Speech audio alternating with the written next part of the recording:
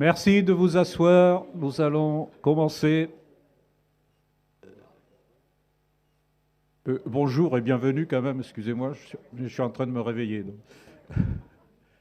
Donc merci de vous asseoir, d'éteindre vos portables, d'avoir un comportement télévisuel.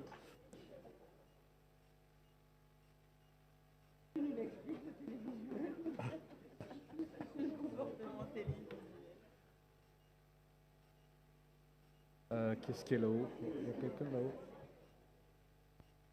Il n'y a personne devant, là. Il n'y a personne devant, ce n'est absolument pas dangereux. Hein, C'est simplement contagieux, mais pas dangereux. Guy Smets, tu peux faire... Guy Smets, tu peux... Il y a encore des gens dehors? Il faut qu'on commence. Hein. C'est bon, Marie-Cécile? Viens parce qu'on ne t'entendra pas.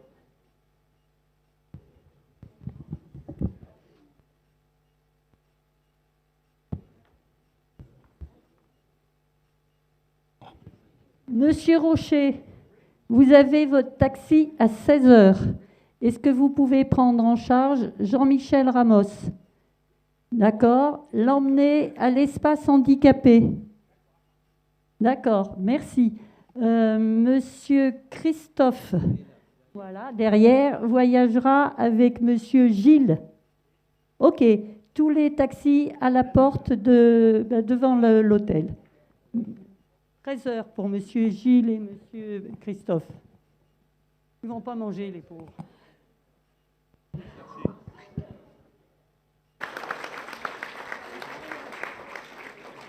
Ce sont mes deux adjointes absolument merveilleuses.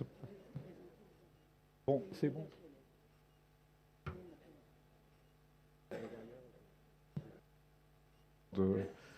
C'est les consignes techniques. Donc la régie, c'est bon, on y va.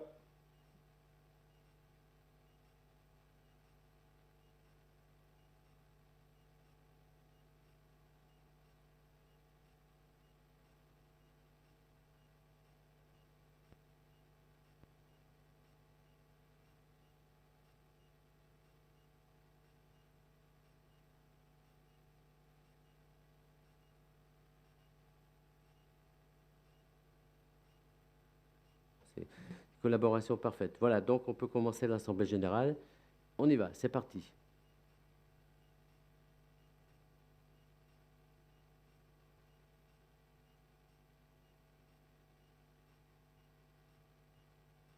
Mais je vois pas, moi, c'est trop loin, ça. J'ai du mal à voir. Mais non, mais oui, si tu veux. Mais c'est pas moi qui annonce c'est Claudine qui annonce les morts. Alors, par contre, il y a une nouvelle personne on a appris hier ou avant-hier. Non, le président de Nice, pas sûr qu'il a été rajouté. On ne l'a pas. André Abokali de Cannes, qui est décédé. Il est sur la liste? Ah bon, bah tant mieux. Alors on n'a pas la bonne liste, c'est pas grave. Donc bon bah vas-y Claudine. Tu peux pas lire? Non,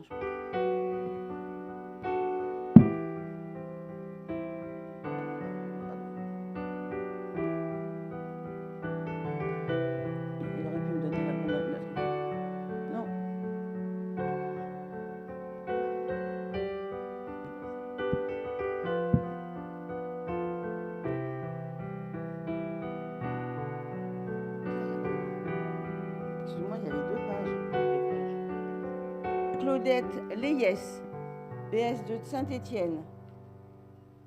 Jeannette Lequeux, BS de Grenoble. Tania Merle, BS de Metz. Jacques Mondon, BS de Narbonne. Pierrette Prin, BS de Châlons-en-Champagne. Bernard Punero, BS de Saint-Étienne. René Renaud, BS de Châlons-en-Champagne. Jacques Roborel de Climins, aussi notre ancien président. Jean-Pierre Rondeau, BS de Niort, Madeleine Rousseau, BS de Nantes, Jacqueline Scler, BS de Segré, François Toumir, BS d'Évreux, Monique Vialard, BS de Hyères, Tristan Vincent, BS de Grenoble, Anne-Marie Wyss, BS de Châlons-en-Champagne.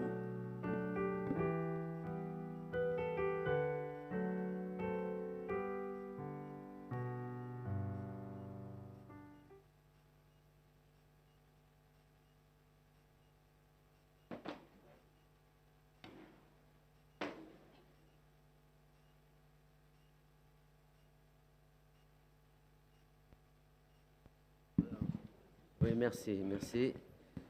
Alors, maintenant,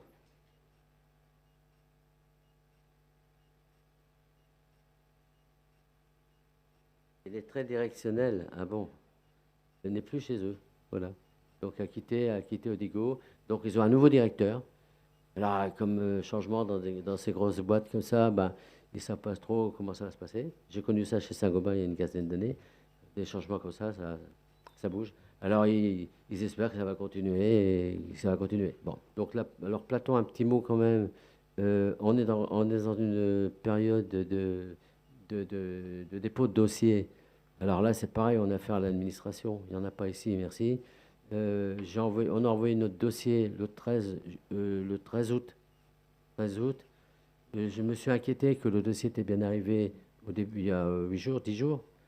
Mais la dame a dit, oui, il n'y a pas de problème, mais vous n'avez pas reçu l'accusé de réception? Bah non, parce que c'est l'accusé qui fait foi en fait. Hein. Bon, la date d'envoi, donc l'accusé de réception.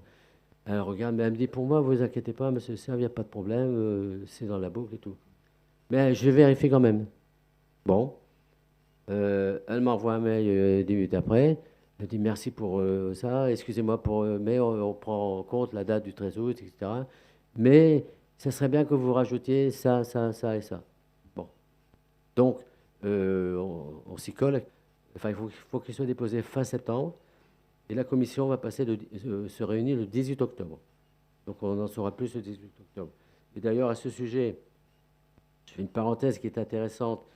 Ça concerne les articles du Code de la propriété intellectuelle. Parce que c'est un point qui est très, très important. Je mets des gros guillemets, hein, bien sûr. Et il faut que l'on fasse apparaître dans nos documents, notamment dans les fiches d'inscription de bénévolat. Il faut qu'on inscrive le Code de la propriété intellectuelle associé au service public de la lecture et de la culture. Bon. Il faut mentionner tous les articles. Jusqu'à présent, on a mentionné 1 ou 2 articles pour rappel. Donc, article 8, oui, enfin, tous les articles qui sont que l'on doit citer et qu'il faut rajouter. Donc, que ce soit aussi bien pour les fiches d'inscription, dans nos documents, tout ce qui est nos documents, ben, on doit faire apparaître tous les articles. Il y en a 5 ou 6, ils doivent apparaître. Pour Platon. Voilà.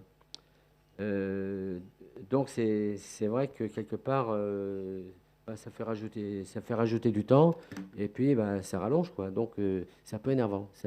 Bon, j'espère que là, on va le faire. Ce sera vite fait. Mais ça veut dire que dans nos documents officiels, y compris là où on fait référence à l'agréé par l'éducation nationale, articles, etc., il faut qu'on les cite tous. Non, pas les conventions. Les articles en relation avec... Ou dans les conventions, dans les documents d'information. On est d'accord? Bon. Enfin, vous êtes d'accord? Bon, il n'est pas d'accord. Les revues. Ah, alors là, une remise en question. Pour une remise à plat du comité éthique. Ah non, mais moi, c'est à ce niveau-là. C'était de l'humour. Elle n'a pas apprécié. Elle a pas. Alors, bon, il faut le remettre à plat. Voilà. Là, les revues audio. Alors là, on parle de remise à plat complète et faire concernant les revues, tant au regard de la charte qualité qu'aux instructions concernant les articles à enregistrer. Alors, on m'a posé des questions depuis hier. Moi, j'étais très surpris. Je vais vous expliquer pourquoi. C'est du vécu. On a établi une convention avec le réseau des médiathèques de Perpignan Méditerranée Métropole et la médiathèque de Perpignan, qui comprend 42 médiathèques. Donc la convention est signée. Mais quand la première rencontre à laquelle j'ai assisté, participé, avec les gens de la mairie et puis de la médiathèque, la responsable m'a dit, mais oui, mais j'ai vu que vous enregistrez toutes les revues. Oui, mais vous enregistrez tout dans les revues? Bah, je dis oui. Je suis rentré chez moi, j'ai voulu vérifier parce que je savais comment c'était, mais bon, le canard enchaîné, pas de problème. Alors après, on peut discuter de la qualité, c'est pas le sujet. Bon, mais le gros avantage, l'énorme travail qui est fait dans des délais très courts. Le canard enchaîné qui sort le mercredi, il est en ligne le samedi. Le vendredi même, le vendredi. Bon, donc c'est vraiment un exploit. Bon, donc là, après, je suis abonné au Point, la revue du Point. Tiens, je vais voir ce qu'il y a dans le Point. Il y a un tiers des pages qui sont enregistrées. Des articles, pas des pages, parce que de base, il y a des photos, des montres, des cigarettes, etc. Bon. Alors, oui, attends, ça, c'est ce que j'ai vécu. Bon. Donc, je me dis, c'est pas possible. Et je suis allé sur d'autres revues. Annie m'a alerté aussi dans sa région pour un Science et Vie. Idem. Alors, j'ai dit, c'est pas possible. Alors, ça veut dire que les revues, qu'est-ce qui se passe? J'ai appelé donc René. T'es où, René? Ne te cache pas. Oh, t'es juste en face. Il est caché par Michel. J'ai appelé René. Ben, il me dit, ouais, mais c'est des bénévoles, ils font ce qu'ils peuvent, etc. Oui, mais attends, d'accord, mais ils n'ont pas de consigne. Non, ils font ce qu'ils veulent. Bon. Alors, je me suis dit, là, il y a un problème à régler urgemment. Surtout que nos concurrents, type AVH ou autres, qui ont aussi des revues en voie de synthèse, mais des revues en voie humaine, surtout en voie de synthèse, il y a la totalité des revues. Comment? Et la totalité, enfin des revues, des articles, la totalité des articles. Alors d'un autre côté, moi je fais de la promotion sur les revues de l'ADV, et puis de l'autre côté, surtout il faut savoir que l'ADV, ils font du rentre-dedans actuellement avec l'ADV, l'AVH, pardon, avec l'AVH. Parce que là j'ai eu un mail des responsables de l'AVH qui veulent me rencontrer, parce que j'ai rencontré Sylvain Divard quand je suis allé à Paris en début d'année, rencontre de président à président, n'est-ce pas? C'est normal. Bon. Et j'ai eu un mail d'une collaboratrice hier en me disant Monsieur Le Serre, vous vous souvenez de moi, je m'appelle, peu importe, suite à votre rencontre en début d'année, j'aimerais bien qu'on fasse le point sur des projets qu'on pourrait mettre en commun. Vous voyez? Gentiment, hein, c'est gentiment. Je sais qu'ils cherchent à rentrer, mais ils cherchent à rentrer sur Perpignan. Et comme ils ont fait à Narbonne, qu'ils ont fait dans d'autres départements. Donc, si nous, on présente des produits, alors les livres, il n'y a aucun problème. On a une qualité d'enregistrement que n'ont pas forcément l'AVH. Parce qu'il y a l'AVH, il y a les deux. Hein. Il y a humaine et synthèse. Il ne faut pas dire que nous, on est les seuls à faire de la voix humaine. Et non, ils font aussi les deux. Bon. Et donc, ça veut dire que moi, ça me met mal à l'aise, si vous voulez. Donc, là aussi, deuxième remise à plat, urgemment, sur les revues, qui pilote l'équipe, quelle consigne on donne, comment on fait appliquer la charte, parce qu'il y a une charte qualité, comment on fait appliquer la charte qualité. Moi, je pense qu'il y a un sujet important, parce que moi, je ne sais plus quoi faire. Je ne sais plus quoi faire. Comme on dit, entre deux chaises, hein, d'accord? Bon. Oui, non, mais attends. Chercher un remplaçant, c'est bien, mais c'est comme Marie-Françoise Jourdain. Marie-Françoise Jourdain, on attend qu'elle soit sur le carreau pour dire, attendez, on va se bouger. Bon. Non, mais tu dis que tu vas démissionner. Mais elle cherche un remplaçant, mais elle commence par démissionner. Donc ça veut dire comment on fait? Là, on est devant le fait accompli. Mais si tu commences à dire, c'est pas après toi que j'en ai, hein, René, je sais pas ça. Non, mais bah moi, je sais pas. Oui, mais oui.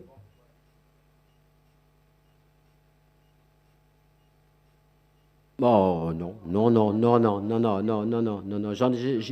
je peux en citer d'autres, hein, mais c'est pas le but. Non, mais le but, c'est pas le but. Non, mais c'est pas le but. Non, mais là, moi, j'ai bien précisé tout à l'heure, on est sur les hebdomadaires qu'on peut traiter d'une manière rapide. Bon, on ne va pas régler les comptes là, ces problèmes. Simplement qu'il y ait une prise en compte et qu'au niveau de l'Assemblée ou au niveau du Conseil et de l'Assemblée, ben, on soit tous concernés par ce problème et que c'est un problème urgent à traiter. Bon, c'est ce que je veux dire. Alors, le pourquoi, le comment, ça, on a dit ça, non, c'est trop tard. Maintenant, il faut qu'on avance. Voilà, c'est tout. Je pense que c'est trop grave.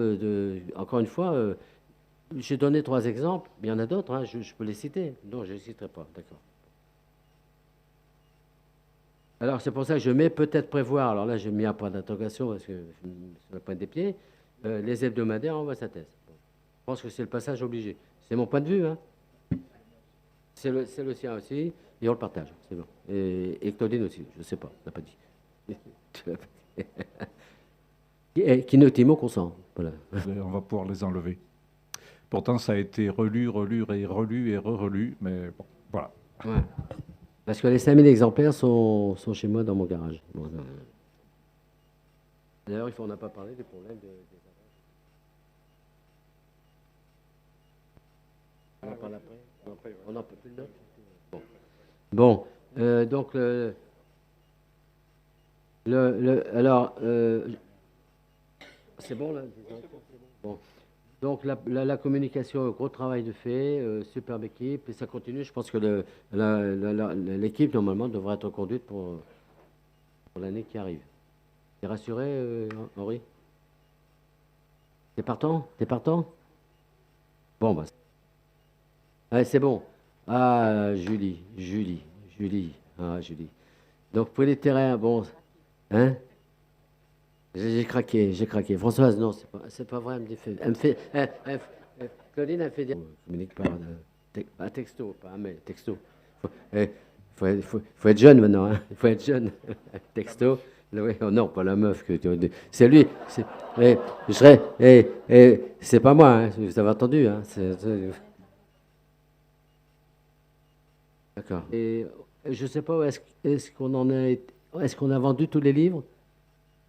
Bon, les 60. Il en reste 3.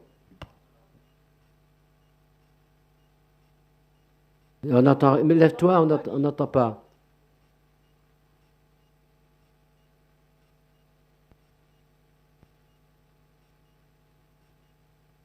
Oui. Ah oui, vous me l'avez recommandé.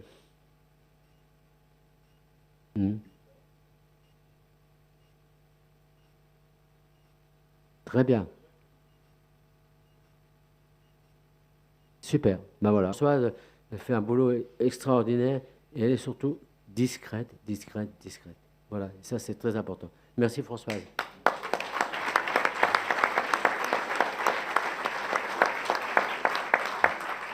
Voilà. Donc, pour moi, c'est terminé pour ce rapport moral et d'activité. Alors, des questions. Oh là. Le plus dur arrive.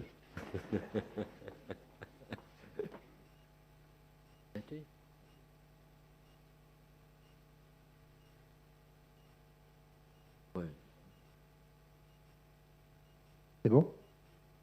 Bonjour Président, bonjour tout le monde. Je suis Georges Péda, je suis le président de la bibliothèque sonore de Barbera, c'est-à-dire Chambéry, pour la Savoie, que j'ai créé avec la complicité de nos amis Lucien Julien et Guy Smith en 2015. Et je voulais vous faire je suis également, depuis plus de 40 ans, membre du Lions Club International. Et sur tous nos documents, on fait figurer, et moi-même, quand j'en parle autour de moi, je dis que la bibliothèque sonore, l'association des donneurs de voix, a été créée avec le concours et la complicité d'un membre du Lions Club de Lille, à l'époque, et j'en fais toujours référence. Or là, je vois, je ne sais pas, j'ai peut-être loupé un épisode du film, parce que je n'étais pas là hier, je suis venu que ce matin, et c'est la première fois que j'ai le plaisir d'assister à votre congrès. Et je voulais savoir s'il y a un membre du Lions parmi nous, s'ils ont été convoqués d'abord, s'ils figurent parmi les sponsors, parce qu'on n'en parle pas. Parce que moi, figurez-vous que depuis la création de l'agence, enfin de l'antenne, je fais souvent appel à eux pour bénéficier de dons et autres, pour permettre des achats et faciliter la gestion du club. Et je voudrais savoir si, effectivement, parmi vous, vous faites également appel dans vos régions.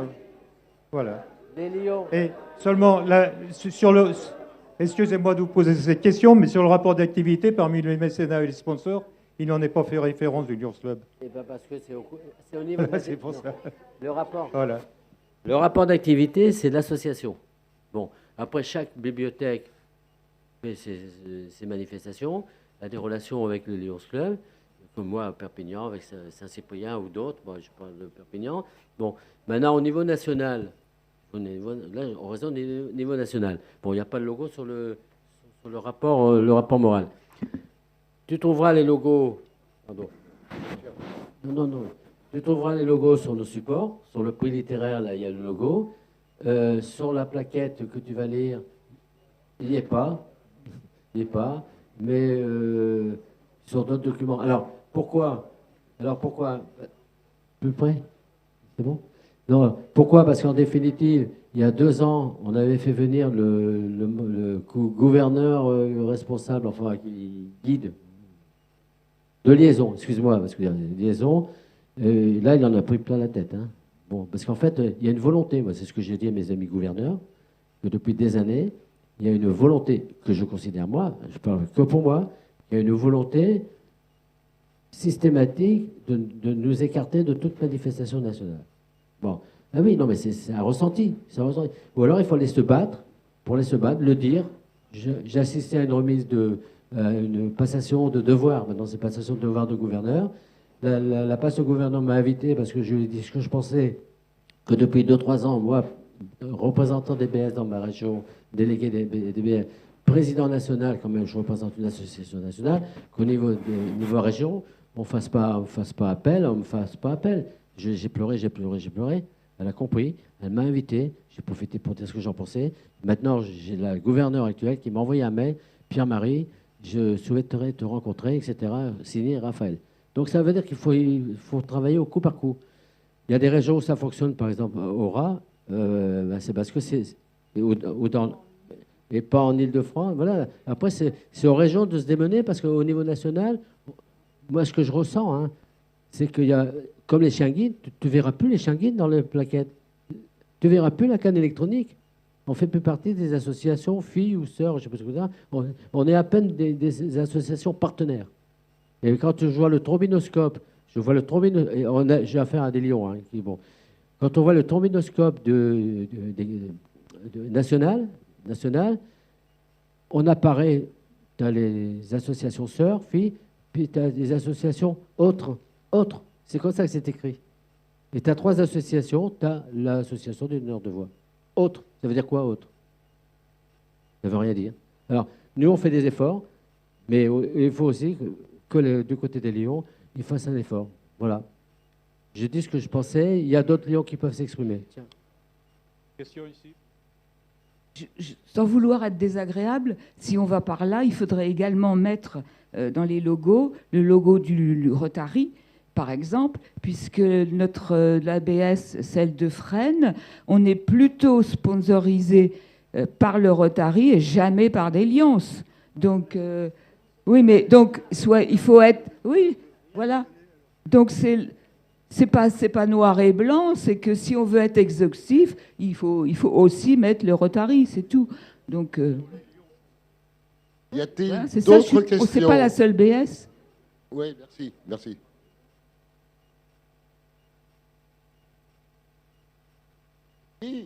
Guy.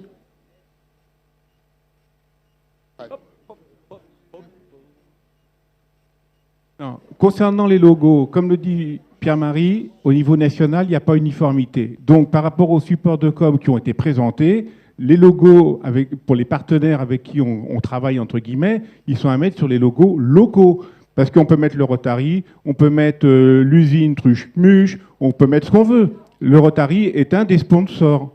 De même que le Lyon est un des sponsors. Il y a des BS qui n'ont aucun soutien du Lions Club. Donc on ne peut pas généraliser au niveau national.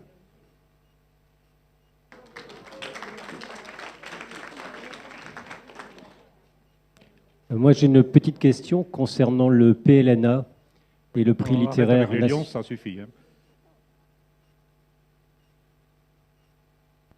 Ça suffit avec les lions. Là.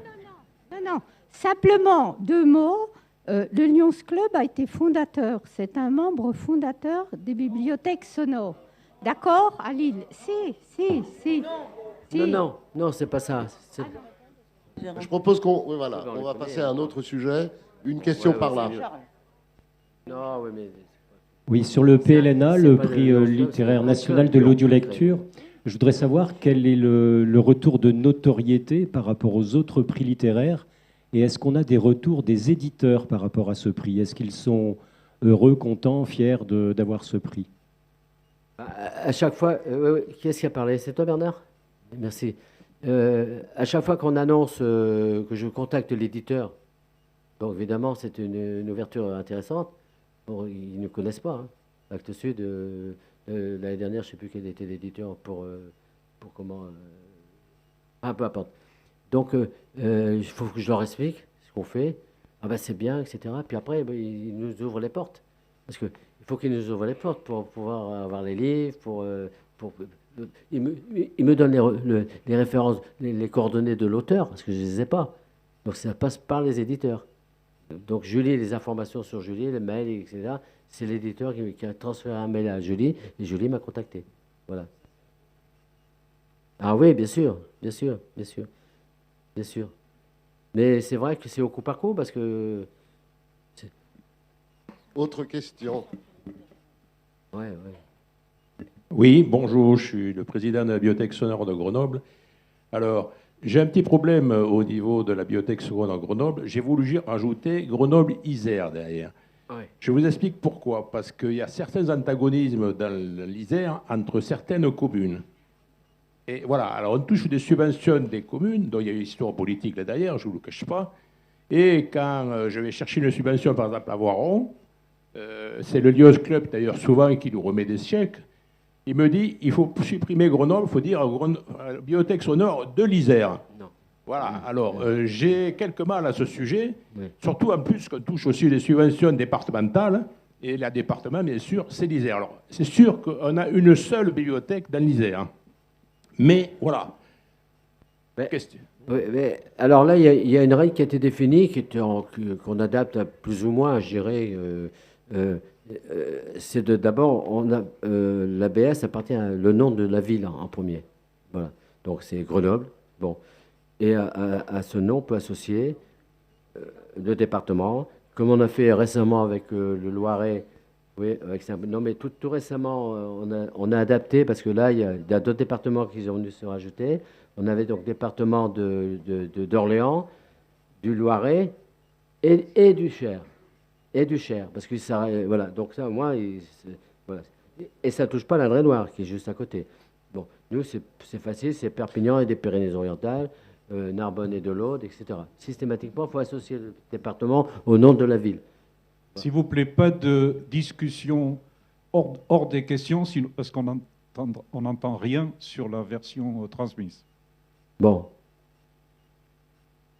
Oui, moi, j'étais le président de la bibliothèque sonore de Metz, et on a eu les mêmes questions que celles de Grenoble. Et depuis, on s'appelle la bibliothèque sonore de Metz et de la Moselle. Oui. Ce qu'il y a, c'est que c'est pas trop connu, parce que dans tous les papiers officiels de l'ADV, en général, ça s'arrête à Metz. On ne rajoute pas et de la Moselle. Ah ben, alors, est-ce que vous avez fait la demande? Attends. Régis. Viens, Régis. Viens, il y a une place pour toi, là. Il y a une décision du conseil d'administration où il est formellement écrit que les BS doivent s'intituler avec le nom de la ville, complété éventuellement du département. Ça, c'est une règle décidée dans le conseil d'administration. Et à contrario, il ne doit pas y avoir que le nom du département, comme ça existe dans certaines BS. Et le centre administratif Isabelle, quand on reçoit des changements de comité et autres, c'est un des points qui est vérifié. Et il faut parfois rappeler à l'ordre, mais ce n'est pas suivi des faits, toujours, que l'intitulé utilisé par la BS n'est pas conforme. Mais Non, mais, ouais. Officialise, Oui, j'ai un papier de la DV. Eh ben, Au c'est moment bien. où on avait demandé, Oui, ça a oui. été officialisé. Oui, bah, si c'est officialisé, il n'y a pas de problème.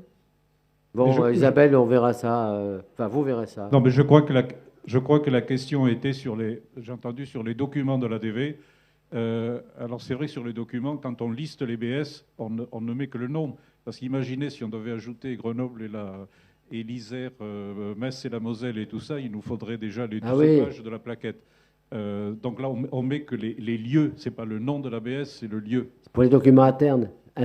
Par exemple, je pense à Arles, c'est la direction d'Arles et du pays d'Arles. Hein, voilà, donc, mais dans les documents internes nos documents internes, on met Arles, voilà, mais sur ces supports, il met le nom complet.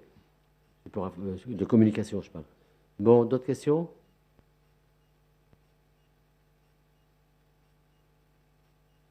A priori, non. Bon, bah.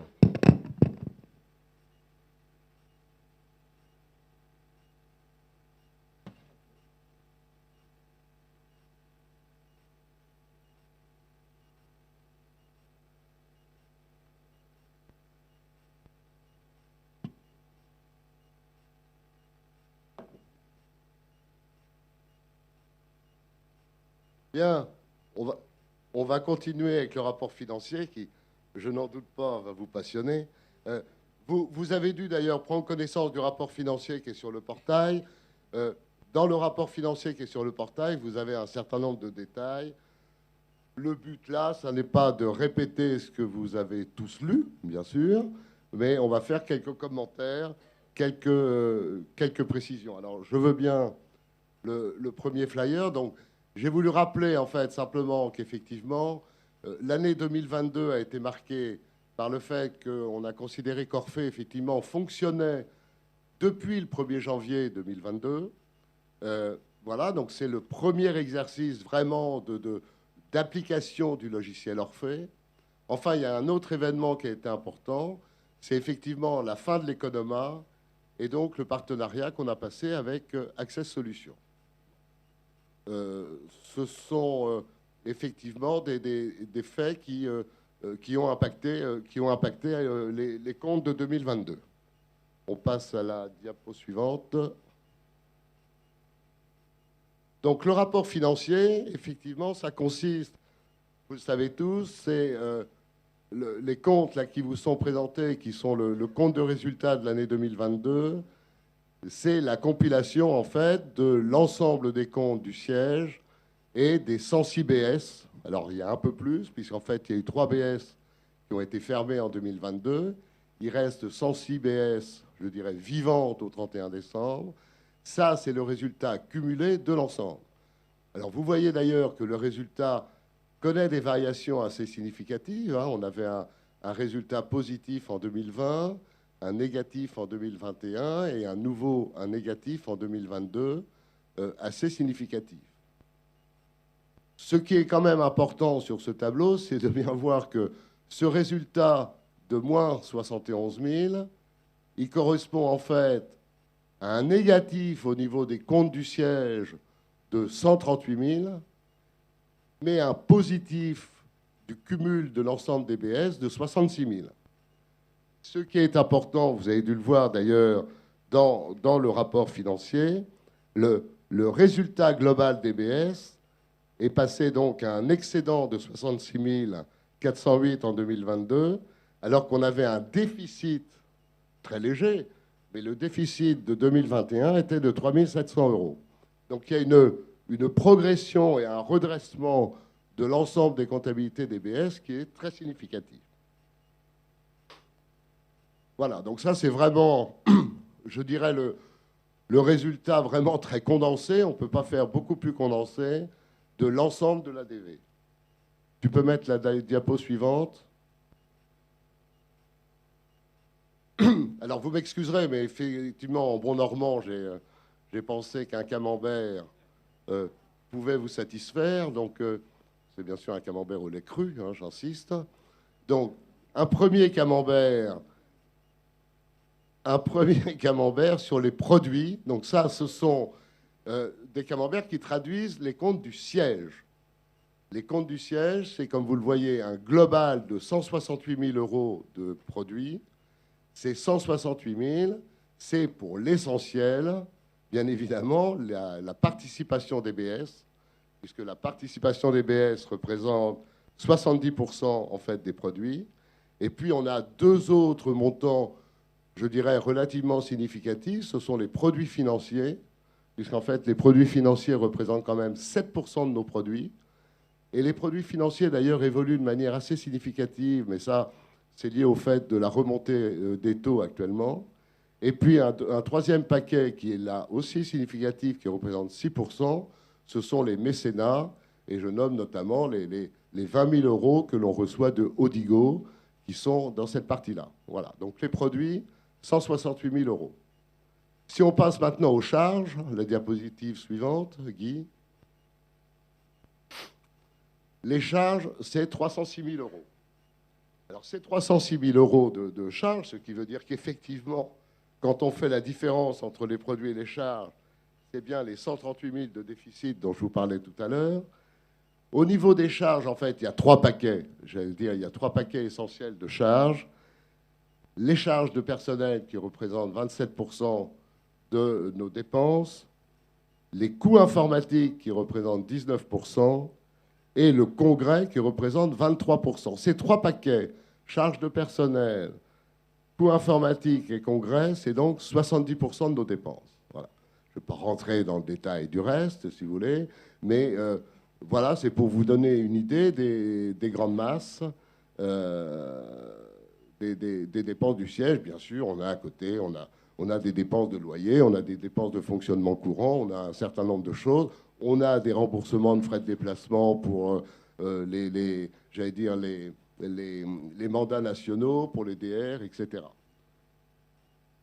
Ça, ce sont les grandes lignes pour les comptes du siège. Diapositive suivante pour donner justement un détail qui me paraît important.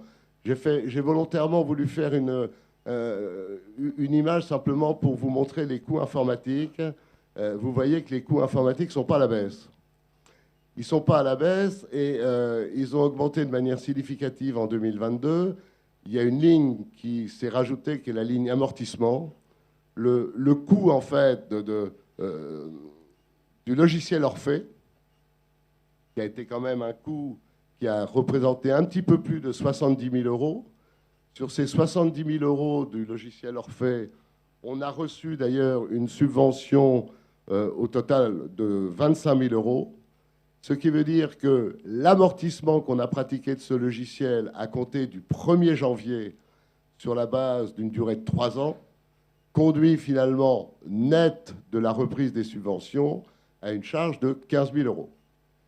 Les lignes du dessus, ce sont en fait les lignes de maintenance des deux logiciels importants. Donc Orphée, vous voyez que la maintenance est passée de 14 000 en 2020 à pratiquement 22 000 cette année. Et la maintenance du logiciel Quadra, et c'est notamment, j'allais dire, l'abonnement mensuel de tous les portails qu'on utilise, on est actuellement à 14 000 et je peux vous dire que ça a tendance à continuer à augmenter. Donc voilà, donc la dépense informatique, mais qui est un outil sur lequel on peut difficilement faire une économie, voilà, ça représente quand même un montant, me semble-t-il, significatif qui méritait de vous être donné en détail. Diapositive suivante. Alors après les comptes du siège, c'est une image là qui vous donne par région le résultat cumulé DBS de la région. Alors vous comprenez qu'effectivement, là, je n'ai pas trouvé de fromage qui s'adaptait à ça. C'était plutôt un gruyère d'ailleurs, mais ce n'était pas forcément très sympathique. Donc les bâtons me semblent lisibles. Et vous voyez surtout, en fait c'est ça qu'il faut retirer comme leçon, sans rentrer dans le détail des résultats BS par BS, c'est qu'en fait, qu'est-ce qu'on tire comme conclusion de cette image? On tire avant tout la conclusion qu'il y a une disparité énorme entre les régions, et à l'intérieur des régions, il y a une disparité énorme des résultats des différentes BS. Donc voilà, on est on est une famille nombreuse de 106 BS, mais les 106 BS, à l'évidence, ne sont pas toutes, j'allais dire, sur le même pied d'égalité et ne bénéficient pas toutes des mêmes moyens. Voilà, pas de chiffres particuliers là-dessus, parce que finalement, vous avez tous eu d'ailleurs, vous avez tous eu vos comptes de BS, hein, et dans vos BS, vous avez reçu systématiquement à la fois le compte de résultat, le bilan de l'ABS. Là, c'est effectivement le total d'ensemble. Ça demande de réfléchir. Ça demande de réfléchir à comment, effectivement, arriver à faire en sorte qu'on puisse sans doute mieux mutualiser un peu tous les moyens que l'on a. Voilà. Donc, il y a une vraie réflexion à mener. Elle n'est pas simple. Elle suppose de prendre un peu de recul. Voilà ce qu'on peut dire sur les résultats des BS. La diapo suivante, Guy. Alors, la diapo suivante, elle représente ce qu'on appelle le bilan. C'est le bilan global de l'ADV, donc actif-passif. C'est, contrairement à la notion de compte de résultat, hein, pour être simplement très rapide au niveau explication, autant le compte de résultat, c'est ce qui vous donne le film de l'année avec l'ensemble des produits et des charges de l'année. Le bilan, c'est la photographie au 31 décembre. À l'actif, votre patrimoine. Au passif, comment est financé ce patrimoine. On s'aperçoit, qu'est-ce qu'on voit dans ce tableau? Ben, on est quand même pas mal. On a quand même quelques moyens. Et quand on voit bien, ça veut dire qu'au niveau au 31 décembre, on avait en disponibilité globale, c'est-à-dire en trésorerie globale au niveau de l'ADV, un peu plus de 4 millions d'euros. Ça veut dire quoi? Ça veut dire que quand on raisonne en global, on a des moyens. Mais on s'aperçoit que ces moyens, ils sont extrêmement disparates. Il y a des BS qui ont des comptes difficiles, qui ont des déficits, qui ont peu de fonds propres. Et à côté de ça, il y a des BS qui ont énormément de moyens, qui cumulent finalement des fonds propres importants et qui ont une trésorerie relativement pléthorique. Comment? Et là, pardon, je soumets ça à votre réflexion parce que je crois qu'il faut que tout le monde s'interroge et c'est pas moi tout seul et c'est peut-être pas nous d'ailleurs tout seul au niveau du conseil d'administration qui allons pouvoir trouver comme ça la bonne solution pour arriver à faire que l'ensemble des BS appartenant à l'ADV se sentent effectivement toutes faisant partie de la même famille et acceptent en fait qu'on arrive à trouver une solution pour mutualiser ces moyens. Voilà. Donc c'est vrai que quand on voit ce bilan, au niveau global de l'ADV, on peut se dire, mais pourquoi on va demander des subventions? On a les moyens de ne pas en demander. Et je peux vous dire qu'il y a plus d'une association, si elle voyait notre bilan, nous dirait, mais attendez, arrêtez d'aller pomper les subventions. Nous, on en a besoin et on n'arrive pas à en avoir. Vous n'en avez pas besoin. Donc voilà, donc ça pose une vraie question. Ça pose une vraie question. Comment arriver à faire un ensemble? Alors, la diapositive suivante, elle est volontairement pas très lisible, parce que finalement, elle a volontairement pas beaucoup d'intérêt. C'est le budget 2024, je peux vous dire qu'il est vraiment très estimatif. Aujourd'hui, je ne sais pas du tout, et en faisant ce budget, j'étais un peu incapable notamment de remplir la partie droite. Vous savez qu'on a toute une réflexion qui est toujours en cours, parce que malheureusement, vous connaissez l'organisation actuelle, j'ai eu un petit peu de mal à prendre du recul par rapport à certaines choses, notamment une réflexion sur comment gérer la participation des BS aux charges communes. Donc le montant qui est mis en bas, une contribution des BS qui pourrait être autour de 150 000 en 2024, je ne peux pas vous dire aujourd'hui si ce sera 150 000 ou si ce sera au contraire 200 000. Bon. Et finalement, il faudra peut-être à l'avenir tendre à un système de contribution des BS qui vient couvrir quasiment la totalité des dépenses du siège. Mais en répartissant comment? Toutes les BS n'ont pas forcément les mêmes moyens pour contribuer à l'ensemble. Comment ne pas créer forcément un système, je dirais, un simple système d'égalité, mais comment trouver un système d'équité entre toutes les BS qui puisse permettre de fonctionner de manière un peu meilleure. Voilà. Donc, c'est un peu ce que j'avais envie de dire en complément de certaines choses qui sont mises dans le rapport financier écrit du portail. Maintenant, si vous avez des questions, je suis ouvert pour toutes les questions. Voilà.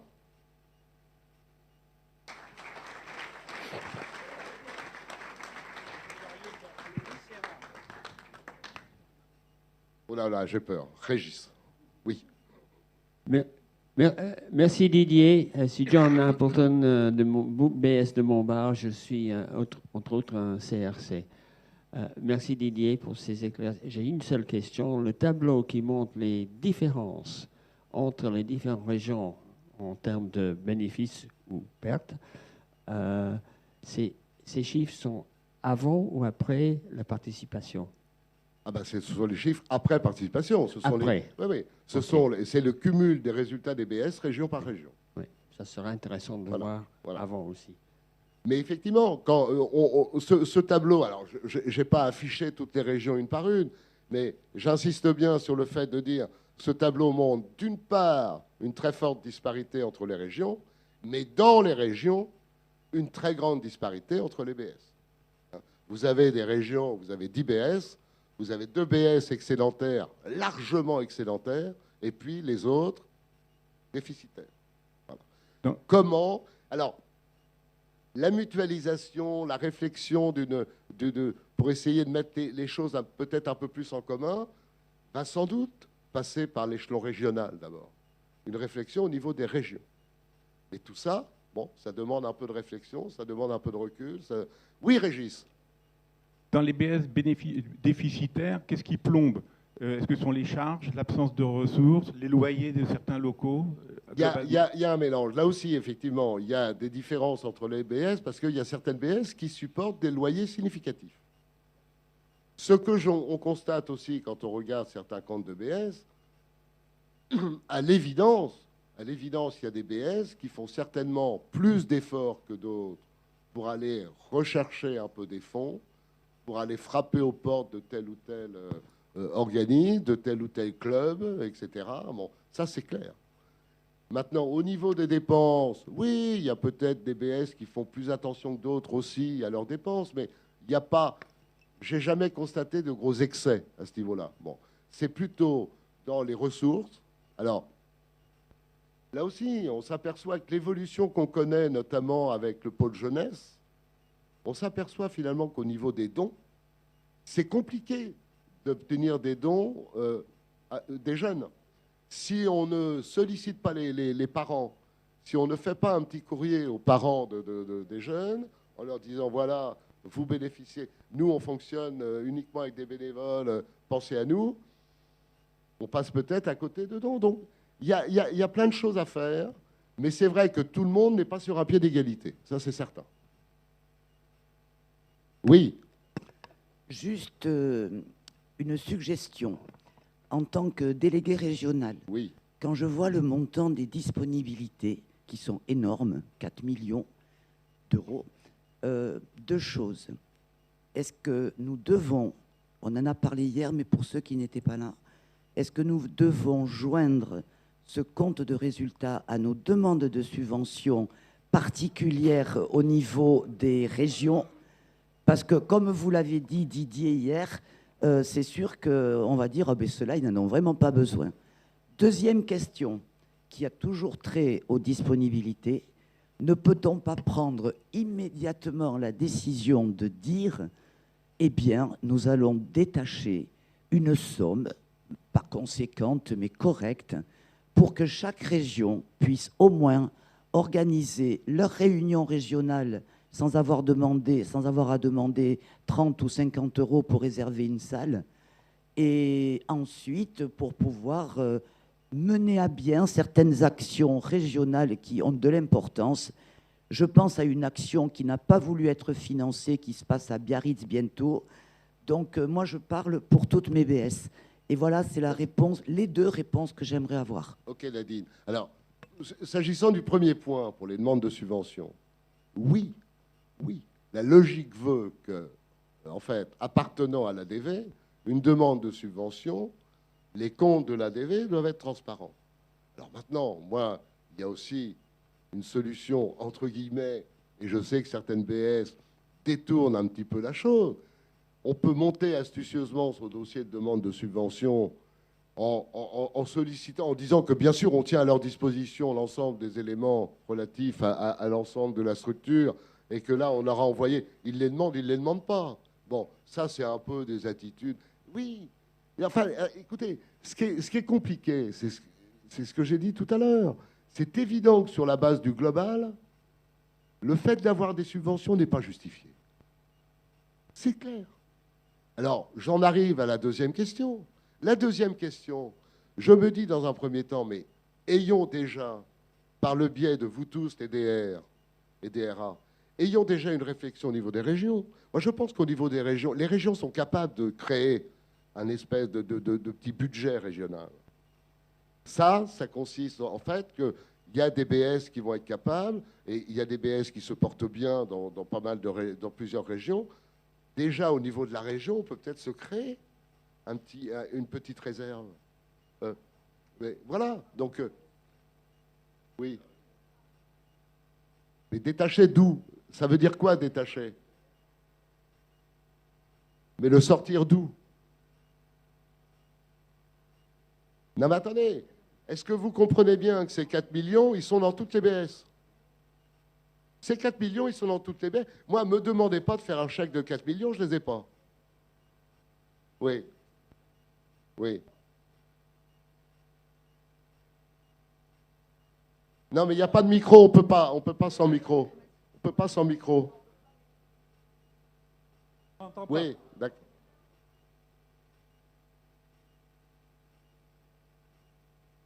Mais oui, oui. J'ai bien compris que les réserves appartiennent à l'ADV, donc à toutes les bibliothèques. Absolument. C'est ça. Absolument. Bien. Bon. Elles sont... Donc... Enfin, attendez, qu'on se comprenne bien. Les réserves, ce sont les réserves de l'ADV.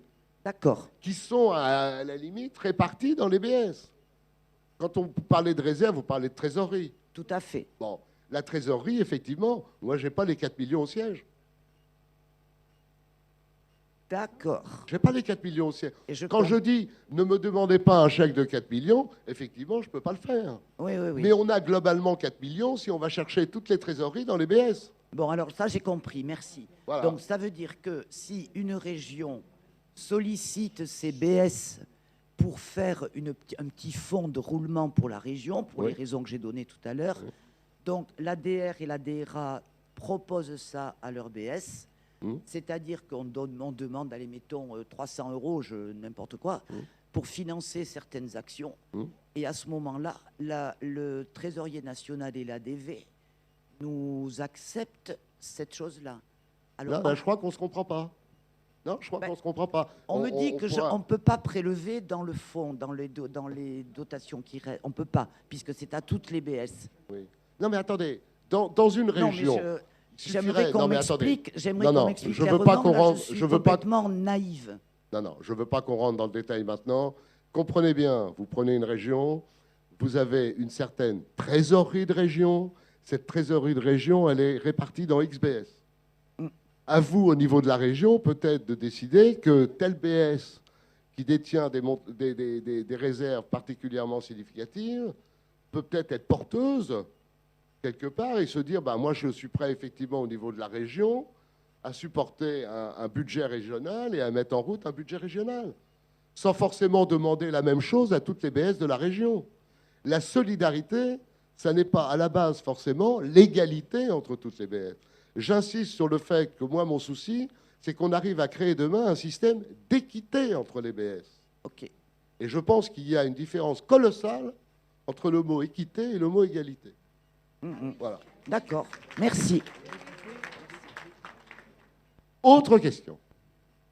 Mais on n'a peut-être plus de temps, d'ailleurs. Les dernières questions. Oui. On finit toujours par Christian, finalement. Oui. Non, mais oui, et puis là, je vais parler en tant que canard noir de la couvée. Là. Parce que moi, ce que je regrette, c'est que quand un délégué régional reçoit des budgets prévisionnels, moi, pendant 6 ans, j'ai retoqué systématiquement le budget de la BS de Paris. Donc j'ai hérité maintenant, faute de... parce qu'il n'y avait plus personne et parce qu'il n'y avait plus un sou dans la caisse. J'ai retoqué le budget. La dernière fois, je lui ai écrit qu'il allait dans le mur, mais je n'avais aucun pouvoir pour lui imposer quoi que ce soit. Il a fallu guerroyer dès 2017 pour lui faire supprimer des dépenses invraisemblables. Et il a encore, et j'ai découvert depuis que je suis arrivé, des choses anormales. Mais nous n'avons, en tant que délégué régional, je pense qu'il faut que les budgets prévisionnels soient épluchés, qu'on les valide ou pas. Et si le budget n'est pas validé, le président, il va prendre, et le trésorier, ils vont changer d'air. Mais on laisse passer les choses. Moi, j'ai un autre président en Île-de-France aujourd'hui. Non, mais j'ai un autre président en Île-de-France aujourd'hui qui, à une époque, a eu des réserves assez conséquentes par des relations et autres, et qui vit depuis un certain nombre d'années sur ses réserves et qui grignote le truc et qui ne s'emmerde plus à déposer de subventions. Il grignote la réserve. Et je ne peux rien faire en tant que délégué régional. OK. Non, mais OK. Alors, je conclurai bien sur une chose. Pour vous citer un petit exemple. Nous sommes en congrès, là. Nous sommes en congrès. Vous savez qu'il y a une règle qui a été décidée à un moment donné pour essayer de faciliter un petit peu la venue des BS au congrès. C'est de dire, finalement, le siège assume à hauteur de 3 personnes par BS un certain nombre de dépenses. Et finalement, quand on y réfléchit bien, qu'est-ce qui empêcherait les BS qui ont, j'allais dire, des moyens qui sont tout à fait satisfaisants, qu'est-ce qui empêcherait ces BS de dire on assume les frais de congrès? Moi, demain, je suis alors pour le coup tout à fait capable d'envoyer à toutes les BS le coût global qu'a représenté pour leur BS la participation au congrès, aux BS de me dire on en fait notre affaire, ou au contraire, on réclame la participation que le siège était prêt à donner a priori. Bon. Est-ce que ça vous choquerait, ça? Que des BS disent non, non, nous, on a les moyens d'assumer notre coût du congrès, donc on l'assume. Ben voilà. Mais vous allez voir, on va avancer, on va avancer. Je ne désespère pas. Oui.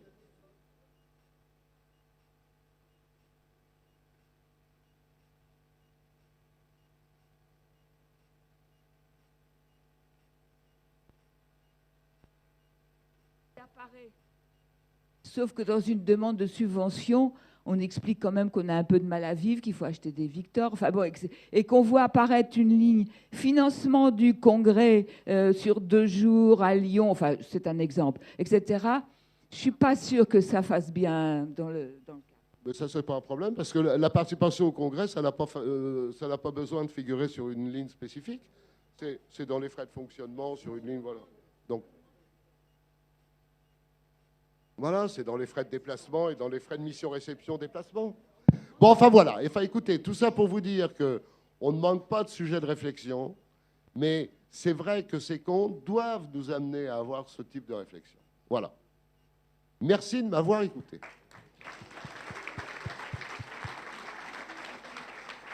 Et je crois d'ailleurs que la parole ne va pas tarder à revenir à notre commissaire aux comptes. Je crains le pire.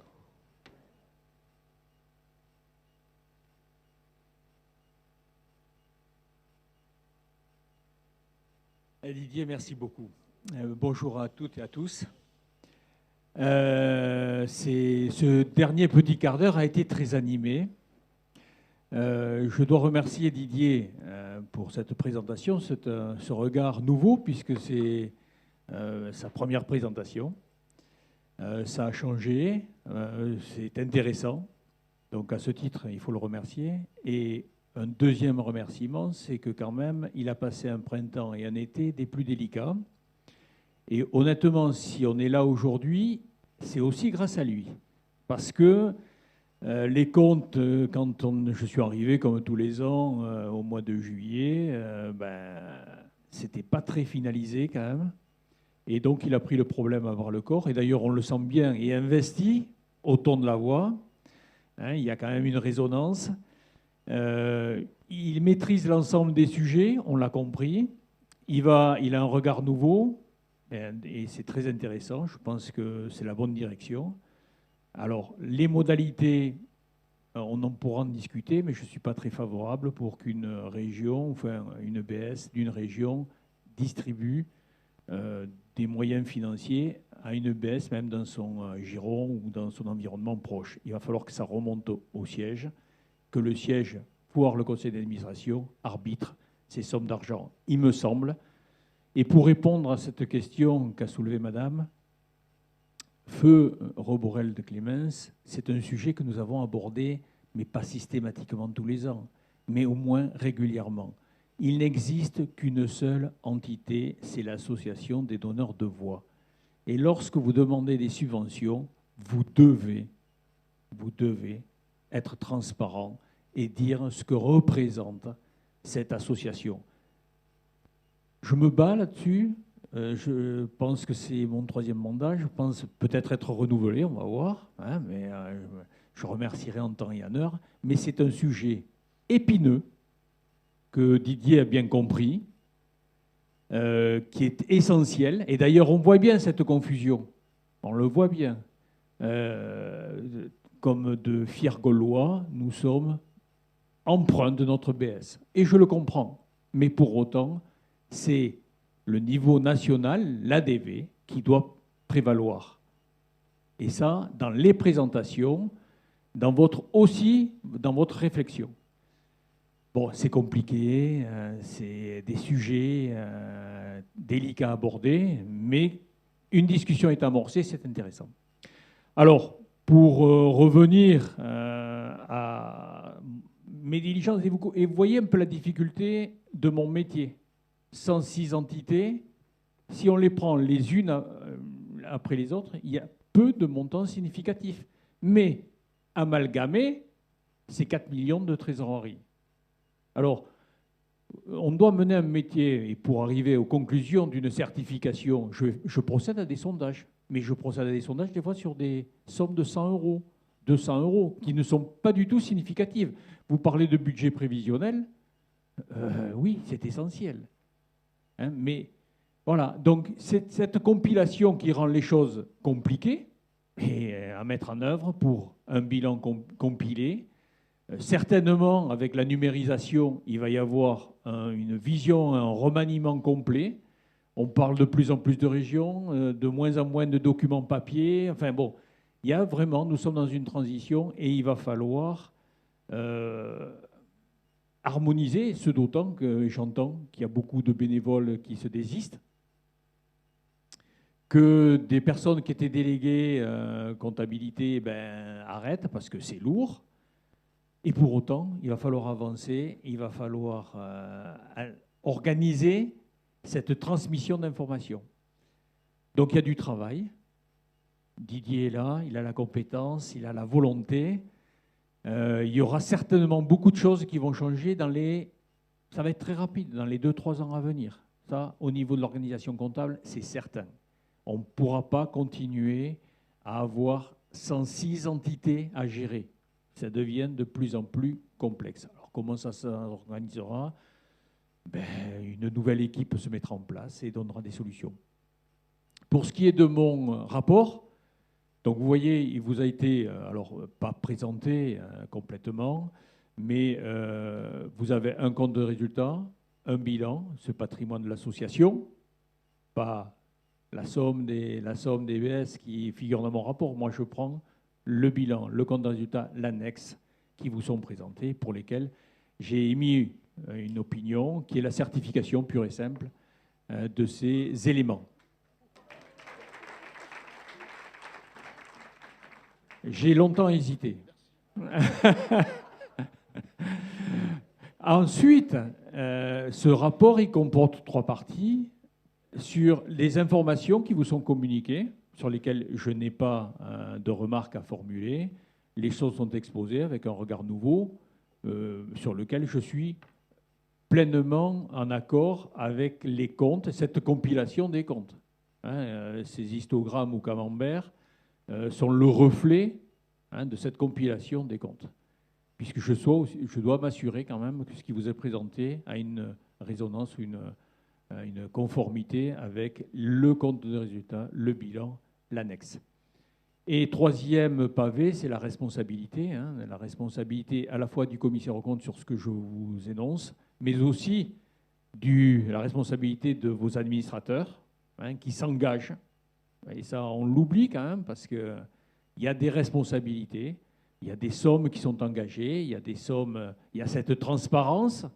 Aujourd'hui, moi je pense que là où on est le plus faible, c'est là-dessus, sur la transparence. C'est aussi quelque chose qu'il faut travailler. Et donc, je n'ai pas d'observation à formuler sur ces vérifications spécifiques, sur ce rapport du président et du trésorier et sur la responsabilité des uns et des autres. Alors, j'ai entendu parler tout à l'heure de partenariat. Je ne sais pas si ces personnes sont administrateurs de l'association, mais sachez bien que je dois émettre un rapport spécial. D'ailleurs, dans mon rapport spécial qui figure sur le portail, vous avez les fonctions des différents administrateurs. Donc, il faut le faire vivre, ça, c'est-à-dire que tous les administrateurs doivent donner cette information tous les ans en disant, ben voilà, je suis trésorier de telle association, j'ai une activité commerciale et je facture à l'association des prestations pour que le conseil d'administration puisse valider et l'assemblée générale puisse entériner ces flux financiers, ces échanges commerciaux. Et moi, je dois le reprendre dans mon rapport. Tout comme je reprends dans mon rapport spécial les sommes d'argent abandonnées ou données aux administrateurs, puisqu'il y a 19 707 € qui ont été donnés pour les frais de déplacement de leur déplacement sur la période 2022. Voilà, Monsieur le Président et mon cher trésorier. C'est mon cher commissaire aux comptes.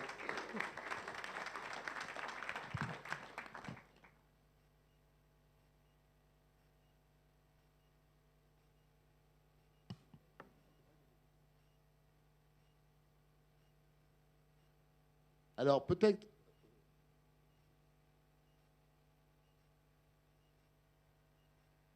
C'est après les administrateurs.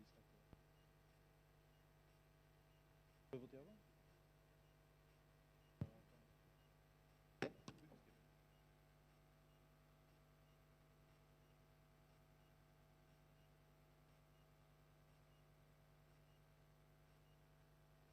Alors,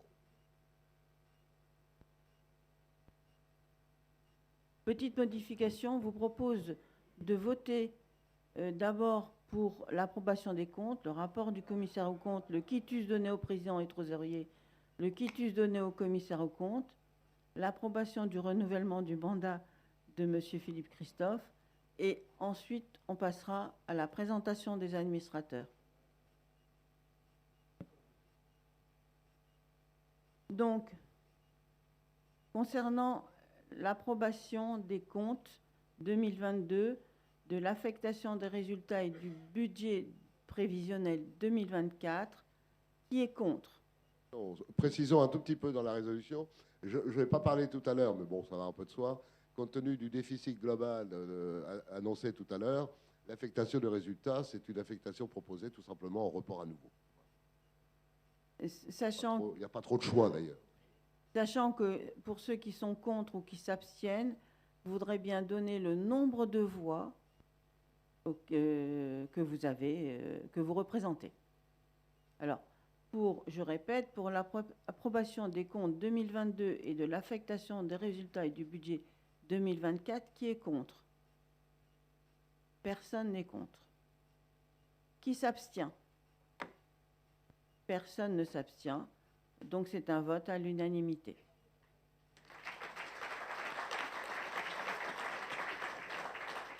Merci. Merci beaucoup. Concernant le rapport du commissaire aux comptes, qui est contre? on n'approuve N'a pas, pas, le non. rapport. On n'approuve pas le rapport du commissaire aux comptes. Ah, En fait, dans la démarche, simplement, on aurait dû en parler avant, mais on approuve les comptes de l'exercice. Après, on dit, normalement, après lecture du rapport du commissaire aux comptes, après lecture du rapport du trésorier, voilà, les comptes tels que présentés sont approuvés par l'Assemblée générale. C'est ce que vous venez de faire. Merci.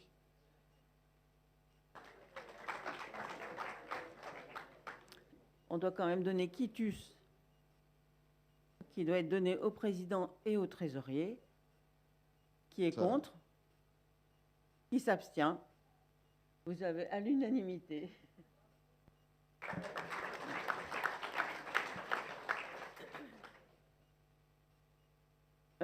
Cette année, nous avons à approuver le renouvellement du mandat donné au commissaire aux comptes, Monsieur Philippe Christophe. Voilà. On a effectivement le mandat du commissaire aux comptes arrive à échéance. Là. Vous savez que notre commissaire aux comptes est nommé pour un mandat de 6 ans. On ne va pas te demander de sortir, on reste là quand même. En fait, l'idée, c'est donc là de soumettre à l'Assemblée le renouvellement du mandat de notre commissaire aux comptes. Donc, le commissaire aux comptes titulaire, donc Philippe Christophe, ici présent, domicilié à Balma, dans le département 33, c'est ça 31, pardon. 31, Et de nommer en suppléant le cabinet Larribé-Valbot, qui est à Brive-la-Gaillarde. Voilà. Alors, 2 mots peut-être, oui. Oui, une précision sur ce suppléant. En fait, s'il m'arrive quelque chose, un décès ou une maladie grave, c'est le suppléant qui prend d'office, parce qu'en fait, vous ne pouvez pas aujourd'hui délibérer si vous ne convoquez pas votre commissaire aux comptes. Et s'il n'y a pas de commissaire aux comptes, votre délibération n'est pas valable. Donc, c'est pour que l'association puisse fonctionner, en fait, la suppléance. Hein, c'est simplement. Et surtout, en plus, la mission du commissaire aux comptes est ce qu'on appelle une mission permanente, et donc il ne peut jamais y avoir de trou. Bon, il doit être là toute l'année. Voilà. Alors, est-ce qu'on va peut-être pas faire un vote à bulletin secret? Pardon? Oui, on peut, mais oui. Bon, tu prends la main alors. Normalement, non. Alors oui, il y avait l'habitude de donner quitus au commissaire aux comptes, c'est-à-dire qu'en fait, l'Assemblée générale acte que le commissaire aux comptes a bien réalisé sa mission, ce qui va de soi puisqu'il a fait son rapport. Mais est-ce que vous êtes d'accord pour donner quitus à notre commissaire aux comptes? Non, alors, excusez-moi, il faut un vote formel. Qui est contre? Qui s'abstient? À l'unanimité. Donc, à l'unanimité, et quitus et approbation du renouvellement du mandat. Bravo, merci monsieur Philippe. Et maintenant, on vote pour le renouvellement du mandat du commissaire aux comptes et du commissaire aux comptes suppléant.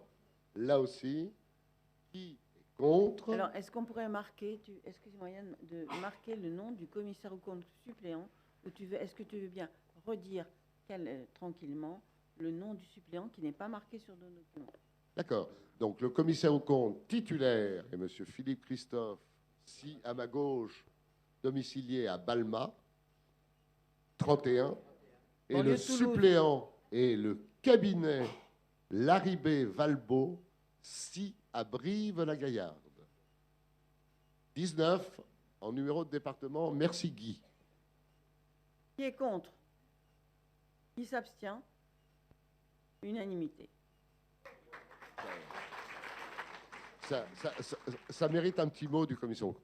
Écoutez, je vous remercie et je tâcherai d'être aussi attentif que les 18 dernières années, puisque cela fait maintenant 18 ans, et je vais attaquer la 19e année, que je suis commissaire aux comptes de votre association et j'en suis très fier, parce que je l'ai toujours dit aux présidents successifs, malheureusement je vois que certains nous quittent, mais c'est toujours avec beaucoup de plaisir que je viens à cette Assemblée générale, que je m'exprime. Je pense qu'il y a toujours eu une écoute sur mes propos, que vous essayez, et je le sais, avec beaucoup d'enthousiasme, de faire au mieux pour cette association. Et je voulais vous en remercier encore pour ma nomination et celle de mon suppléant, mais aussi pour tout ce que vous faites pour cette association. Merci. Merci. Non, on fait une pause. Eh bien, c'est la pause. Voilà. Alors, donc...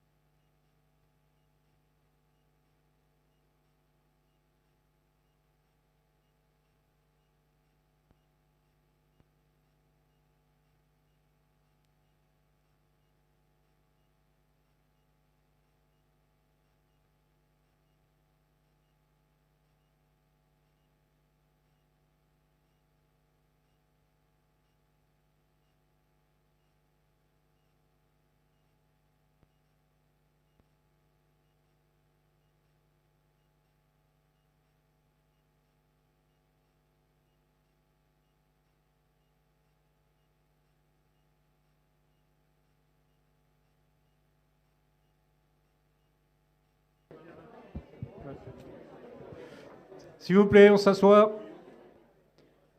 S'il vous plaît. Avant d'aller... Jean-Pierre. Avant d'aller plus loin dans les présentations des administrateurs, on en reparlera tout de suite, il y a Jean-Pierre Sylvestre, monsieur Economa, qui a quelque chose à vous dire. Oui, je prends la parole pour la dernière fois en tant qu'ancien responsable de l'Economa pour vous donner les modalités de commande des pochettes. Les pochettes, certaines BS m'en ont déjà commandé. Je leur ai répondu que j'étais en rupture de stock et que de nouvelles modalités allaient être annoncées lors de l'Assemblée générale.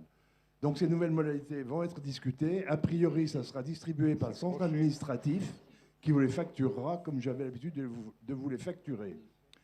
La deuxième annonce, c'est qu'il me reste 9 Victor Stream que je brade à 280 €, alors qu'à l'heure actuelle, Access Solutions les vend à plus de 500 €. Il me reste 9 Victor Stream qui sont dans le coffre de ma voiture. J'aimerais bien ne pas les ramener à Saint-Étienne. Donc, si vous êtes intéressé, vous vous adressez à moi au cours du repas. Voilà, merci. Les scrutateurs, il n'y en avait pas 5, je ne sais plus. Ah, voilà.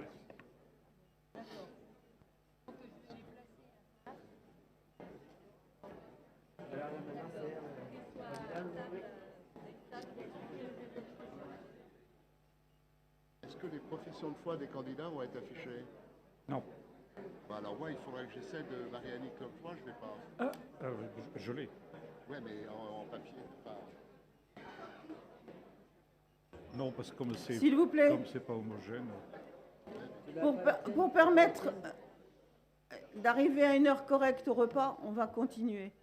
Alors, en préambule, vous avez reçu, en signant votre présence ici, des bulletins de vote, et ces bulletins représentent votre voix et le nombre éventuel de pouvoirs qui vous ont été attribués.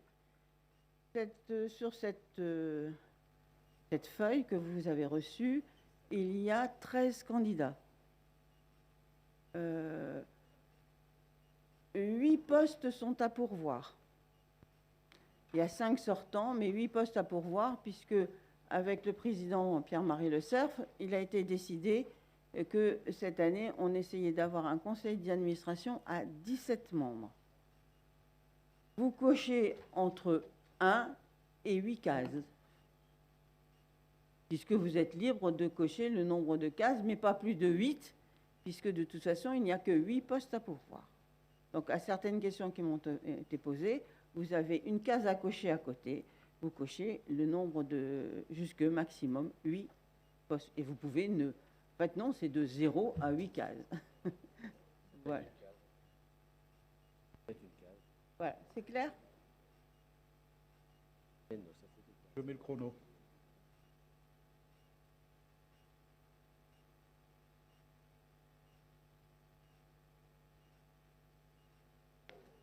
Alors, compte tenu de...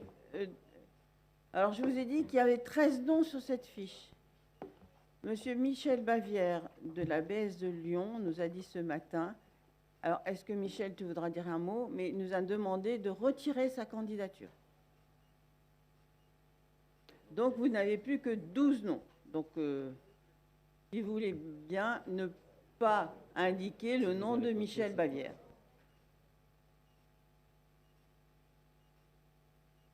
Vous pouvez le rayer, bien sûr.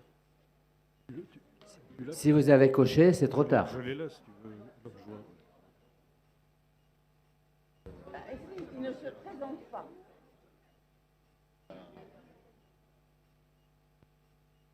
S'ils ont déjà rempli la feuille, ils sont obligés de rayer. Alors, pour ceux qui ont déjà rempli leur feuille, alors c'est vrai que théoriquement, on dit que rayer n'est pas bon. Pour ceux qui ont déjà rempli leur feuille en cochant ce nom, la seule chose à faire, c'est de rayer en disant, en mettant à côté, ne se présente pas. Il n'y a pas d'autre solution.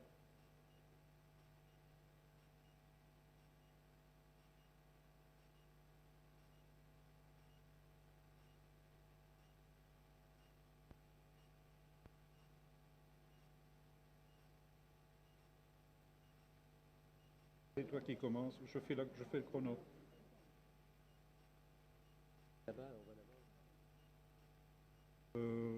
Ouais, c'est mieux. Elle a dit oui. Donc, compte tenu de mon nom de famille et le nom de mon mari, j'ouvre le bal. C'est toujours compliqué. Bonjour à toutes et à tous. Donc, je suis Claudine Barido, BS de Lille, à laquelle a été rattaché Lens. Je suis actuellement présidente de la bibliothèque sonore, mais comme on nous a rattaché administrativement Lens, cela me donne l'expérience d'une grande BS, celle qui est fondatrice, on est 120 bénévoles, et d'une plus petite BS, donc j'ai l'expérience de 2 niveaux de bibliothèque sonore. Administratrice depuis 6 ans, j'ai exercé fonction de secrétaire nationale au sein du bureau depuis 1 an. Dans mon passé professionnel, j'ai eu à travailler au sein d'une structure nationale avec une délégation régionale, enfin autant de délégations régionales d'autres régions à l'époque. Parce que vous comprenez que j'ai quitté mon travail il y a quelques années. Donc l'ADV reprend cette forme d'organisation, donc cette organisation m'est connue. Mon engagement en tant qu'administratrice, si vous validez bien sûr ma candidature, sera d'aider à l'harmonisation des pratiques locales pour répondre aux exigences légales sans faire dépérir les actions de terrain. Le national, pour moi, est porteur des actions locales pour les amplifier, les consolider ou les faire évoluer au regard de l'évolution humaine et technologique. Pour moi, l'ADV, c'est l'ossature des BS. Son rôle est d'édicter des règles incontournables pour une gestion saine, sans risque juridique et financier, mais c'est aussi le lien entre les BS pour que les actions des uns soient à la disposition des autres. Donc, comme on m'a demandé de faire court, voilà pourquoi je présente aujourd'hui ma candidature en tant qu'administratrice.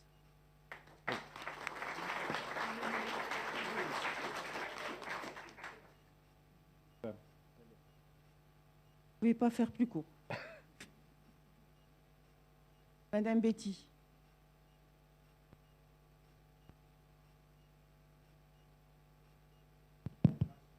Oui. Pardon. Bonjour. Voilà, je m'appelle Marie-Ange Betty, je viens de démarrer à la Bibliothèque sonore de Lyon. Je n'ai aucune expérience de notre association. Alors, la question qui m'a été tout de suite retournée, c'est de dire, mais avant de postuler ou d'être candidat à un poste d'administrateur, il faut connaître parfaitement l'association. Alors donc, pourquoi cette candidature prématurée, selon certains? C'est que je viens d'être à la retraite depuis très peu de temps et je travaillais auprès d'associations sur un secteur qui n'a rien à voir avec le vôtre, qui est le secteur de l'hébergement.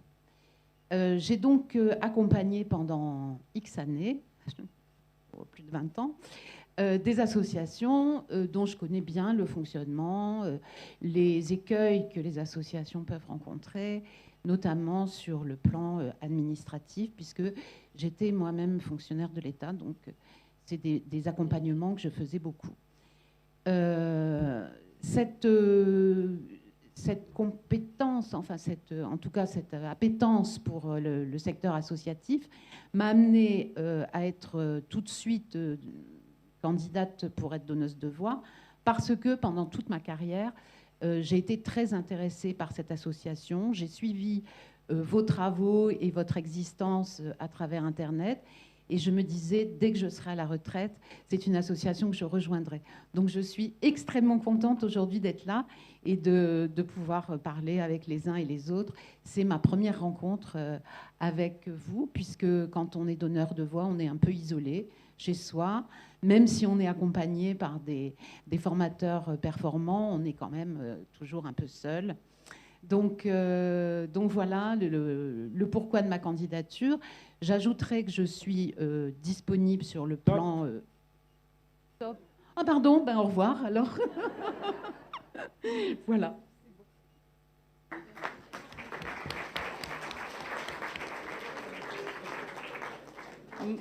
La parole est, pour 2 minutes, et tu as compris, Monique, il y a un Cerbère, pour Monique Delaunoy.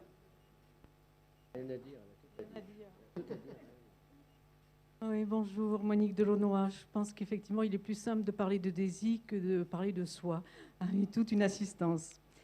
Bon, enfin, donc je suis bénévole à l'ABS de Grenoble depuis pas mal de temps, plus d'une quinzaine d'années.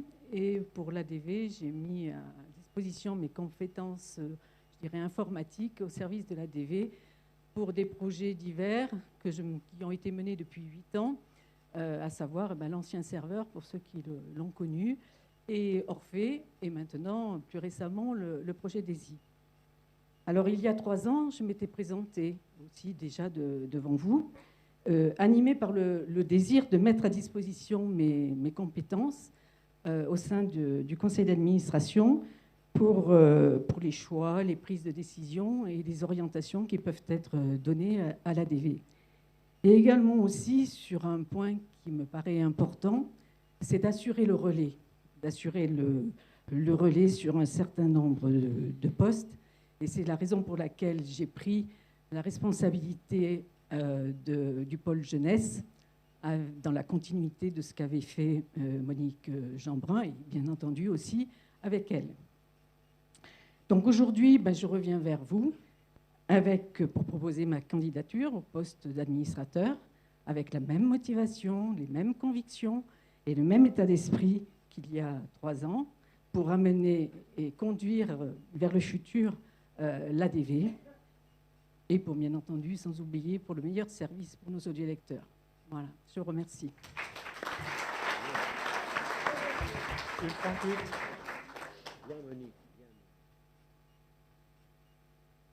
Alors, c'est la candidature de Jacqueline Gabon, excusez-moi, BNS de Dunkerque, qui est représentée, qui ne peut pas être là, qui est représentée par René Lecomte. Voilà. Alors, s'il est difficile de parler de soi, c'est encore plus difficile de parler pour quelqu'un d'autre. En plus, c'est une dame. Bon, voilà. Alors, Monsieur le Président de l'Association des donneurs de voix, Mesdames, Messieurs, né en 1948, de formation juriste, j'ai précédemment choisi de venir en aide aux femmes en difficulté.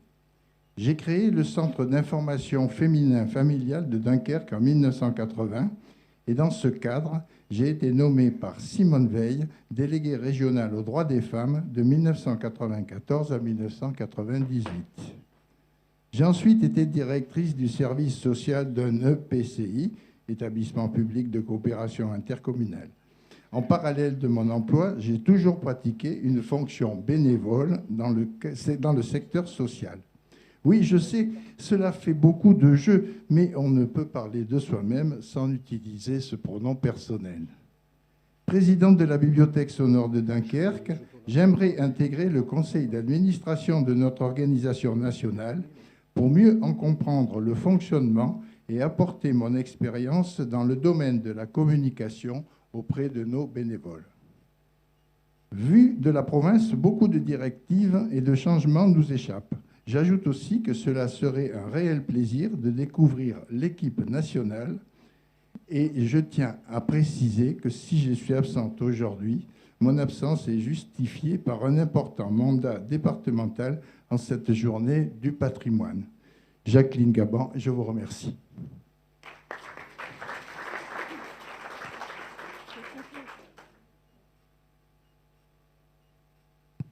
Le temps qu'on charge la présentation audio de Madame Guéquière, je propose de laisser la parole à Monsieur Le Cerf.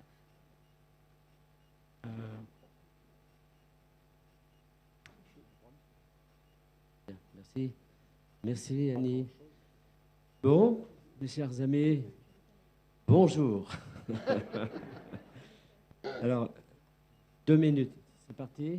Donc, je suis, vous l'avez vu sur ma lettre, président de l'ADV depuis un certain nombre d'années, administrateur également, et surtout président, quand je dis surtout parce que j'attache beaucoup d'importance au local, donc président de la Bibliothèque sonore de Perpignan et des Pyrénées-Orientales, tout en étant délégué régional. Je ne me présenterai pas une nouvelle fois à la présidence, ce qui est clair. Il faut savoir passer la main et ne pas faire le mandat de trop, mais par crainte d'une rupture trop brutale, faisant fi de tant d'années investies et de nombreux liens tissés au sein de l'ADV, ma motivation restant intacte, j'ai décidé, après mûre réflexion, de renouveler ma candidature comme administrateur. Compte tenu de mon expérience et de mon sens du devoir, je souhaite me libérer de la gestion quotidienne, me consacrer à un travail de réflexion en m'entourant d'une petite équipe à constituer qui se positionnerait comme groupe de réflexion et de proposition, afin d'aider et de soutenir le conseil d'administration dans sa tâche. L'expérience de ma présidence m'a montré qu'il était difficile, voire impossible, d'avoir le temps nécessaire pour prendre du recul. Notre belle association a besoin de conduire une réflexion posée et sereine sur les enjeux et perspectives de demain. Et c'est ce qui me motive et me conduit à vous soumettre ma candidature. Je ne brigue pas un poste à responsabilité. J'ai déjà donné comme président pendant maintenant presque 7 ans. Ma candidature n'a de sens que motivée par l'avenir de l'association. Je vous remercie.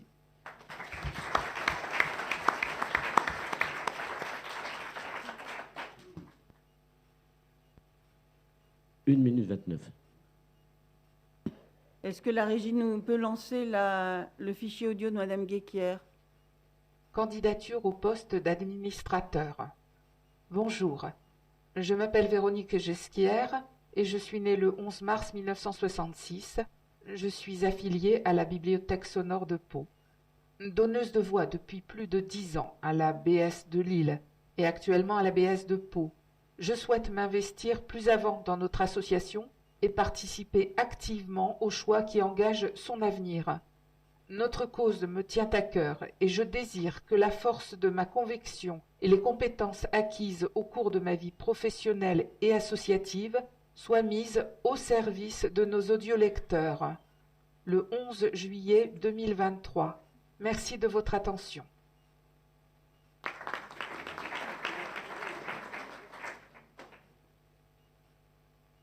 La candidature de Marie-Annick Lobjoie, BS de Montpellier, qui est représentée par Didier Vigne. Alors effectivement, Marie-Annick s'excuse auprès de tout le monde. Elle ne peut pas être présente aujourd'hui. J'ai eu la chance de pouvoir échanger avec elle au téléphone. Donc je lui ai proposé de présenter sa candidature. Écoutez, ça va être très simple. Marie-Christine Lobjoie, elle est à la BS de Montpellier depuis 4 ans. Marie-Annick, pardon, elle est à la BS de Montpellier depuis 4 ans. Mais elle a surtout une qualité première qui, je ne vous cache pas, me réjouit beaucoup. Il se trouve qu'elle était expert comptable, qu'elle a d'ailleurs fini sa carrière comme directrice des services comptables de France Télévisions. Elle est en retraite complète là, depuis 3 ans. Et quand je l'ai eue au téléphone, j'ai compris qu'elle était tout à fait prête à participer à la réflexion que j'ai un peu soulevée tout à l'heure. Réfléchir, voilà. Donc, je vous le dis clairement, c'est une candidature qui me plaît bien. Merci.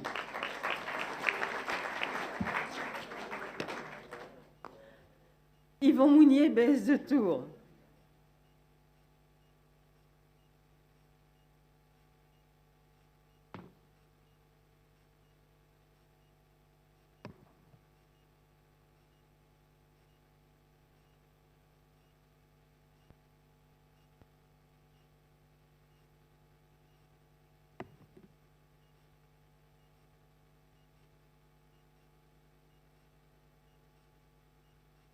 Bonjour à tous, chers amis. Je suis honoré de me présenter devant vous pour soutenir ma candidature au poste d'administrateur. Quelques mots sur mon histoire de vie. Très tôt orienté vers des études scientifiques et techniques, j'ai toujours eu l'amour des livres qui ouvrent toutes les portes. C'est pour moi une fierté et un devoir de permettre aux personnes empêchées de lire de poursuivre leur passion grâce aux bibliothèques sonores de France de l'Association des donneurs de voix. Depuis 2016, j'ai eu la chance de m'impliquer dans le monde du handicap, visuel en particulier, et dans la défense du droit à la culture, le seul support vrai à sanctuariser pour ces personnes est le livre sonore qui permet de lire malgré un handicap. Investi au sein de la bibliothèque sonore de Tours, de l'Indre-et-Loire, j'ai d'abord appris les rouages avant d'en devenir président de 2017 à 2021, puis vice-président jusqu'à ce jour. En complément, j'occupe depuis 2022 les fonctions de délégué régional de la région Centre-Val de Loire.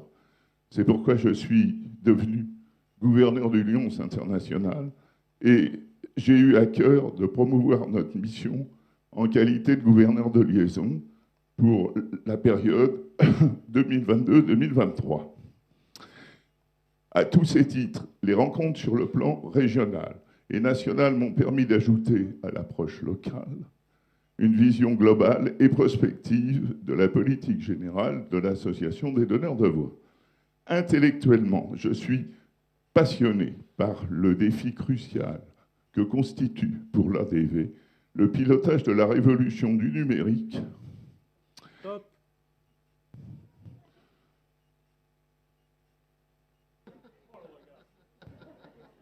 On n'a même pas le droit de finir sa phrase. Non, je ne l'ai pas mis parce que... Alors, c'est comment dirais-je, off the record. Simplement, le fait de me prévenir la veille que c'est 2 minutes, alors que partout où je suis passé, c'est 3 minutes, J'avais fait un feuillet de 3 minutes, il a fallu que je le coupe à la hâte.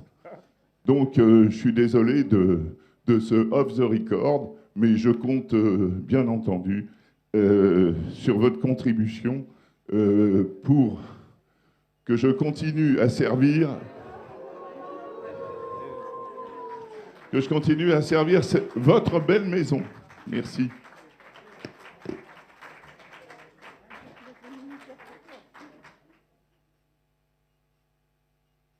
Attends, je m'en sers.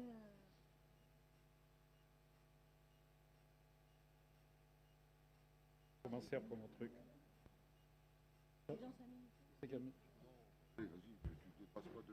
Alors, maintenant, c'est Guiret, BS de Charenton. Bon, j'ai pas intérêt à dépasser les 2 minutes. Hein. Bon, j'avais mon truc, mais je l'ai dans ma valise, donc... Bien, bonjour. Donc, je suis secrétaire ou secrétaire adjoint depuis 2013. Donc, j'ai décidé que ça suffisait, surtout que déjà cette année, le relais a été bien pris. Je suis président de la bibliothèque de Charenton. Mais j'ai pris beaucoup de plaisir dans ces années avec l'ADV. Donc, Pierre-Marie a soulevé de nombreux chantiers dans lesquels j'ai participé. Et il y a encore plus de nouveaux chantiers à démarrer. Donc, comme ça a été dit, la technologie, la société évolue extrêmement vite. Donc, j'ai attendu le dernier moment, mais j'ai décidé de me représenter comme administrateur.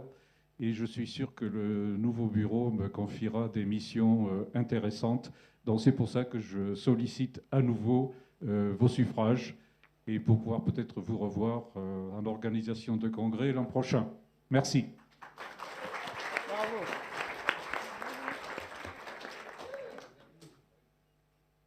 Geneviève Sion, BS de Lille.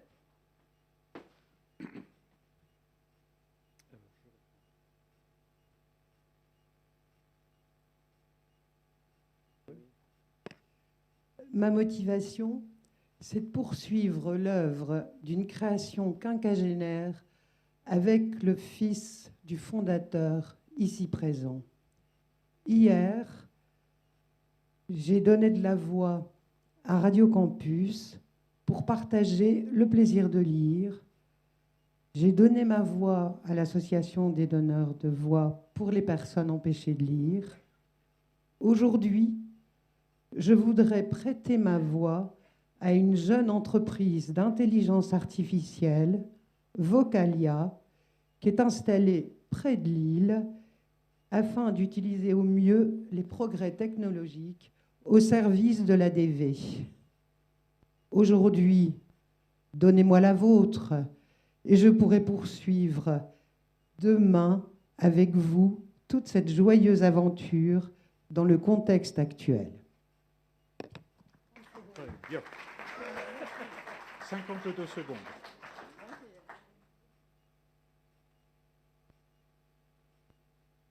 Excusez-moi. Non, Jean-Paul Suchet, BS de Toulouse. Tu vas chercher Jean-Michel. Attends, Jean-Michel. Représenté par Jean-Michel Ramos, BS de Toulouse.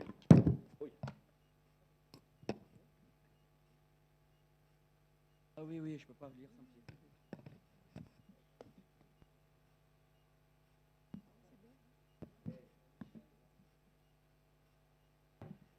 Alors, je suis désolé, Guy, tu peux arrêter ton chrono, parce que je ne pourrais pas le faire en 2 minutes. Donc, Jean-Paul Suchet, 70 ans, BS de Toulouse. Je lis son texte et je me le suis imprimé en braille. Tout d'abord, je tiens à vous... Je suis désolé. À vous présenter toutes mes sincères excuses pour mon absence. J'ai prévu un voyage depuis longtemps avec des amis que je ne pouvais pas remettre. D'autre part, je remercie Jean-Michel qui lira mon texte. Marié depuis 50 ans à Chantal, DDT à l'ABS de Toulouse, je suis un heureux papa de 3 enfants et de 9 petits-enfants. Mes hobbies, lecture, sport, j'ai pratiqué le foot en CFA, aujourd'hui marche nordique. Je participe aussi à une chorale qui chante des chants des années 60 à 80. Sur le plan professionnel, j'ai passé 23 ans en tant que cadre supérieur à la Société Générale, puis 8 ans au groupe AXA, dont mes missions ont été le management, la formation et la prospective. Pour le management, j'ai toujours présenté l'orientation horizontale et non pas verticale, en fait, dans un souci de responsabilisation de l'équipe et donc pour le plaisir de chacun. J'ai ensuite décidé de créer ma propre structure de conseil en patrimoine. Depuis 2014, jeune et heureux retraité épanoui. J'ai 2 phrases dans ma vie. La toute première, tout le monde savait que c'était impossible et un jour, quelqu'un est arrivé et l'a réalisé. Mark Twain. La seconde phrase, 1 plus 1 égale 3. En fait, travailler ensemble apporte plus. Ça, c'est moi qui le rajoute. Ayant œuvré depuis sur de nombreux postes à responsabilité autour des associations nationales, j'ai été délégué éthique et délégué prospective au sein de commissions nationales.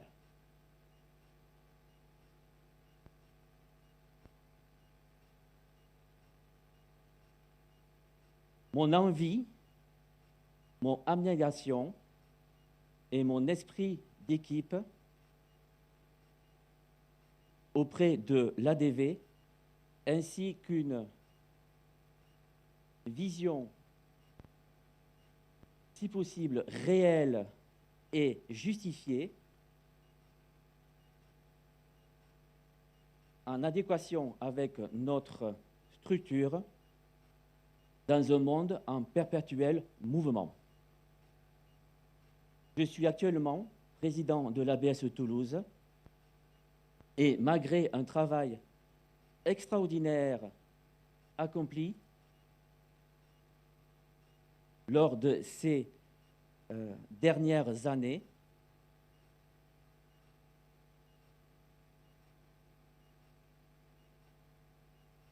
il me semblerait aujourd'hui, dans l'intérêt des audiolecteurs, apporter une place au sein d'une commission prospective qui, suite à une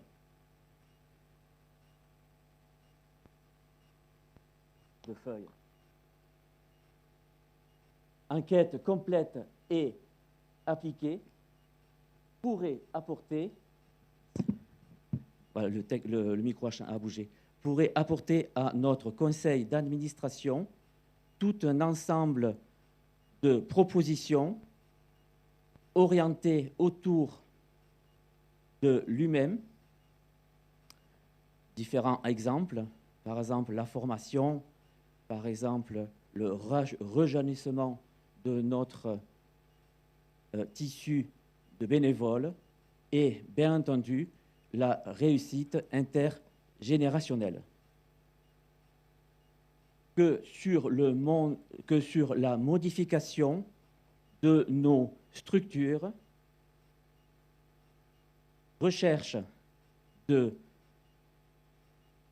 nouveaux partenaires et, bien entendu, renforcement de notre base financière.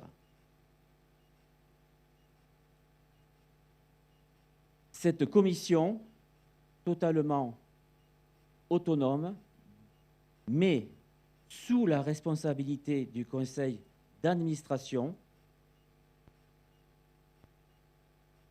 aurait pour mission d'apporter des éventuelles propositions qui devraient porter un avenir pour d'eux-mêmes en toute confiance. C'est pour cela que je me présente aujourd'hui en tant qu'administrateur. Prenez toutes et tous bien soin de vous et des autres, avec mes amitiés et respect.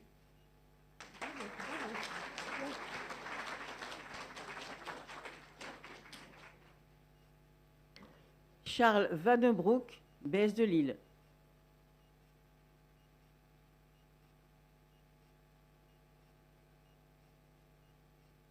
Bonjour à tous.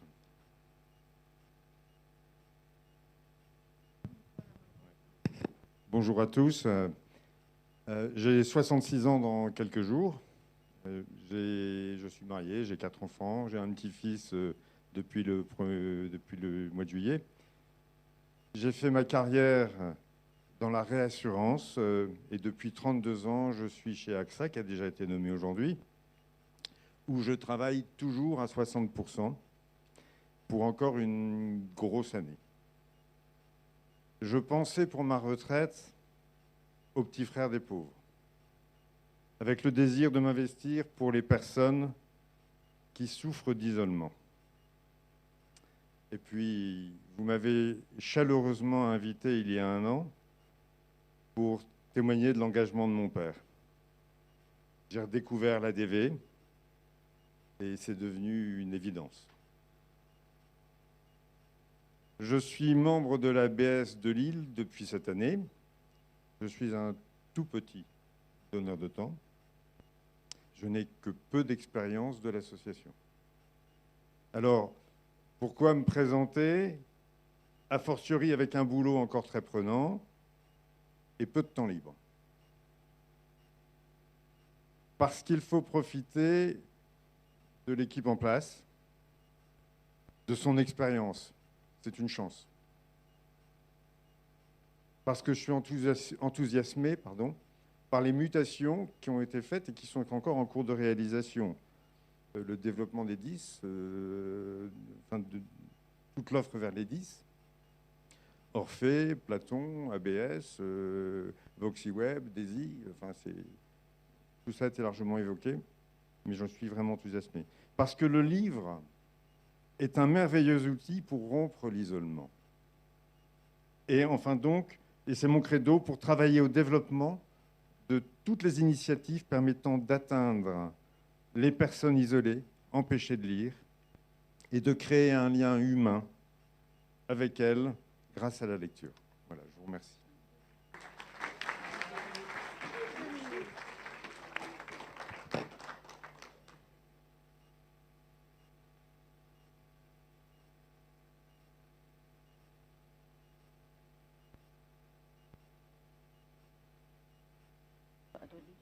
Oui. Bon, avant de penser à manger, il va falloir peut-être parler un petit peu. Donc, à vous la parole. Voilà, donc si vous avez des questions, c'est le moment de les poser. On vous écoute avec attention.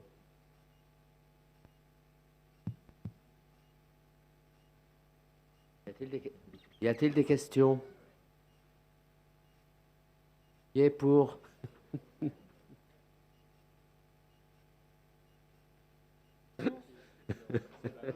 Hein? On votait là. Alors, vas-y. Dépouillement, vas-y. Et après, j'en parle. Alors, tu me redonnes le papier avec les noms? Ah. Alors, il a été constitué un comité de dépouillement. Ce comité est constitué de... Attendez, de Régis Rocher. Qu'est-ce qu'il y a d'autre? Annie Euhalde, Annie Synthès, BS de Charenton, et bien sûr Élie Cousinier, et Roland. Il est où, Roland?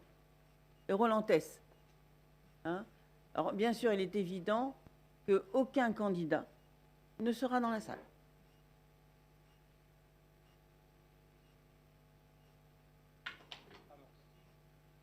Non, t'as pas ouvert. Pardon. Donc, s'il n'y a pas de questions, je vais en faire une. En fait, je vais vous faire une proposition malhonnête.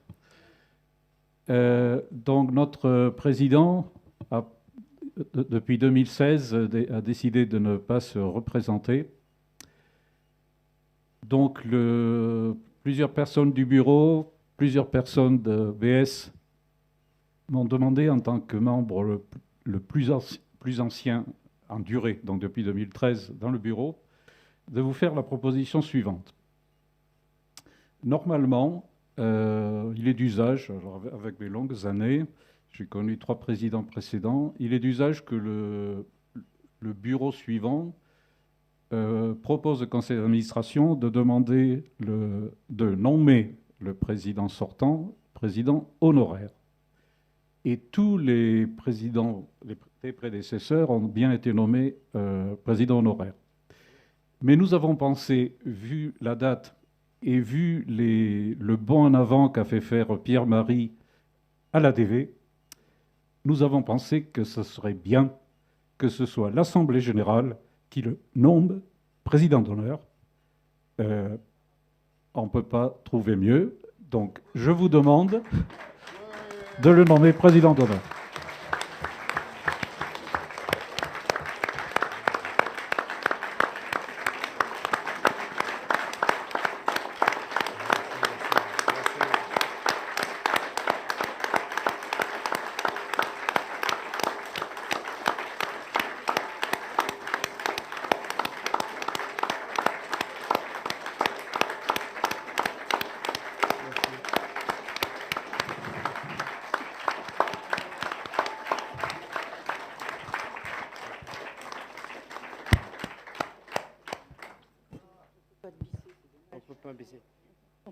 Bon, bah écoutez, je ne sais pas quoi dire. Forcément, dans ces cas-là, bon, c'est trop fort. Bon, je m'étais préparé quand même en partant de même mon dernier.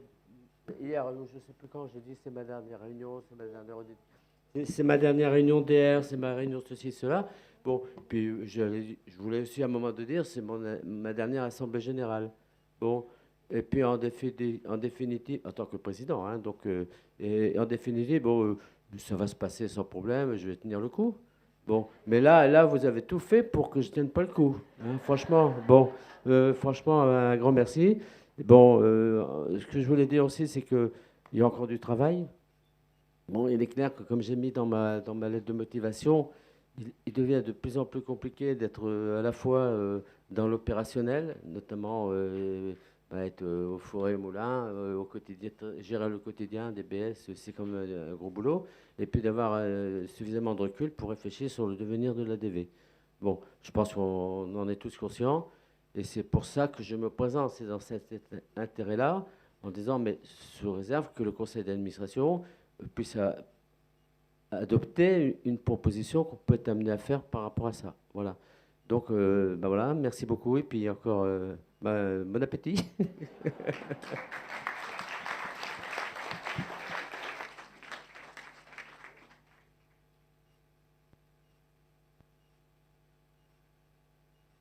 Je pense que ce n'est pas la peine de vous faire voter. On est tous d'accord.